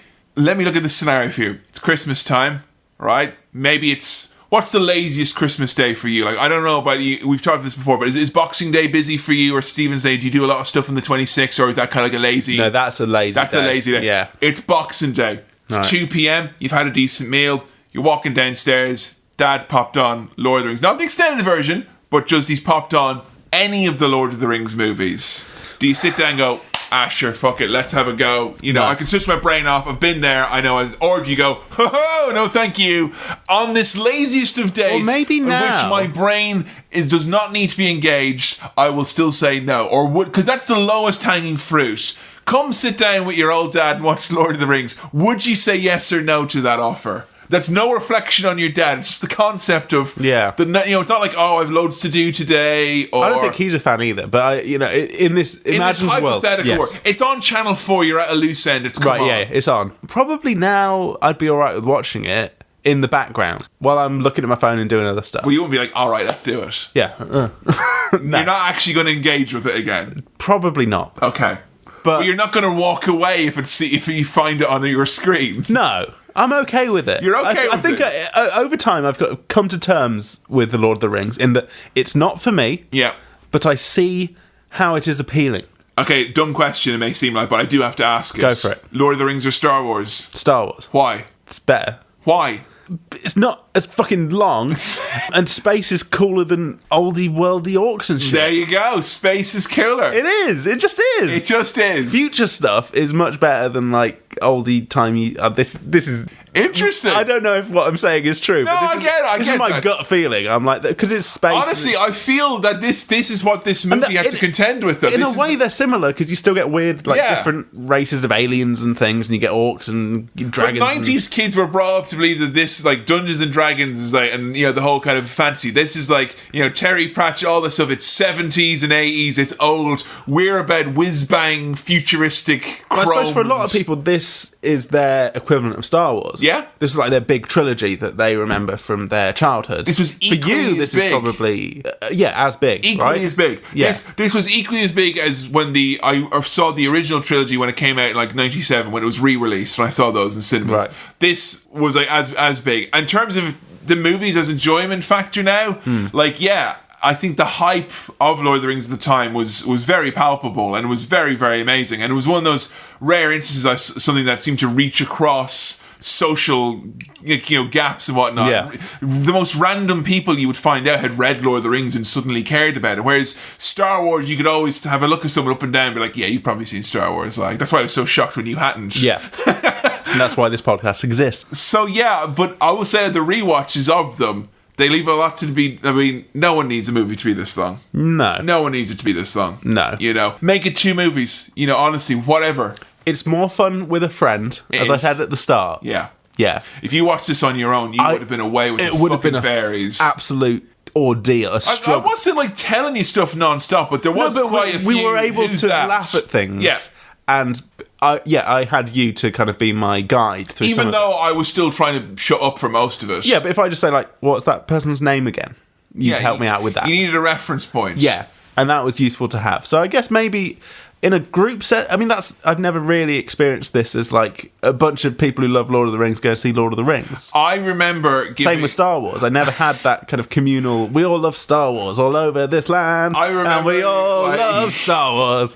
When the Fortress of Barad-dûr fell and Sauron's eyes looking around going blah, blah, blah, as it's crashing. Oh yeah. Literally people were stood up in the cinema going, yeah! Like, it was so cathartic to see it, but I think a lot of that was of the moment. I missed the boat a bit. You maybe missed the boat a bit. Yeah, but 16 I'm not years. going to the Undying Land. We're here now. Yes, we're gonna load this fandom onto the ship into the Undying Lands and give us your star wipe rating for this one. It's the last of the Lord of the Rings. We're going to think of something new to do for or 0 episodes going forward. Yeah. Ideas for episode 60. Let us know. Yeah, folks. please let us know. Yeah, but we haven't got anything in the tank. We have nothing in the pipeline. Now, the previous one, I was thinking about giving it 2.5 stars, but I got cajoled into giving it 3. And you didn't want to give it 2. I didn't want to give it 2. Don't say I don't want it to be said that I cajoled you to give it 3. No, but I was not allowing the half measures, and I'm reining them in. Don't worry, no golden rings. So even though Lord of the it's 3 star wipes. I don't think it's any better or worse than the last one, and I think it's good. Okay, it does what it needs to do. It's just fucking long, but 3 gosh darn star wipes. Happy 5th anniversary, happy 50th episode. We did it. You heard it here first. Hey, we made it. Thank you so much to everyone who has ever at any point listened to Cinema Swirl. We wouldn't be at this point without you, so thank you so much. This episode was produced by Kevin, it was edited by me, Sam, the music's also by me. Thanks to Fraser who sent in the Pepsi Blue, by the way. Cheers. If you want to support the show directly, patreon.com/cinemaswirl is the way to go. If you want to follow us on Twitter, that's @cinemaswirl. On Facebook, facebook.com/Cinema Swirl. If you've got questions for the blummin' mailbag, then send them on in to cinemaswirl@gmail.com. That's cinemaswirl@gmail.com. If you know anyone who you think would get a kick out of the show, recommend it, see what they think, leave a review, keep listening. Thank you for sticking with us for 50 episodes. Happy birthday. Bye.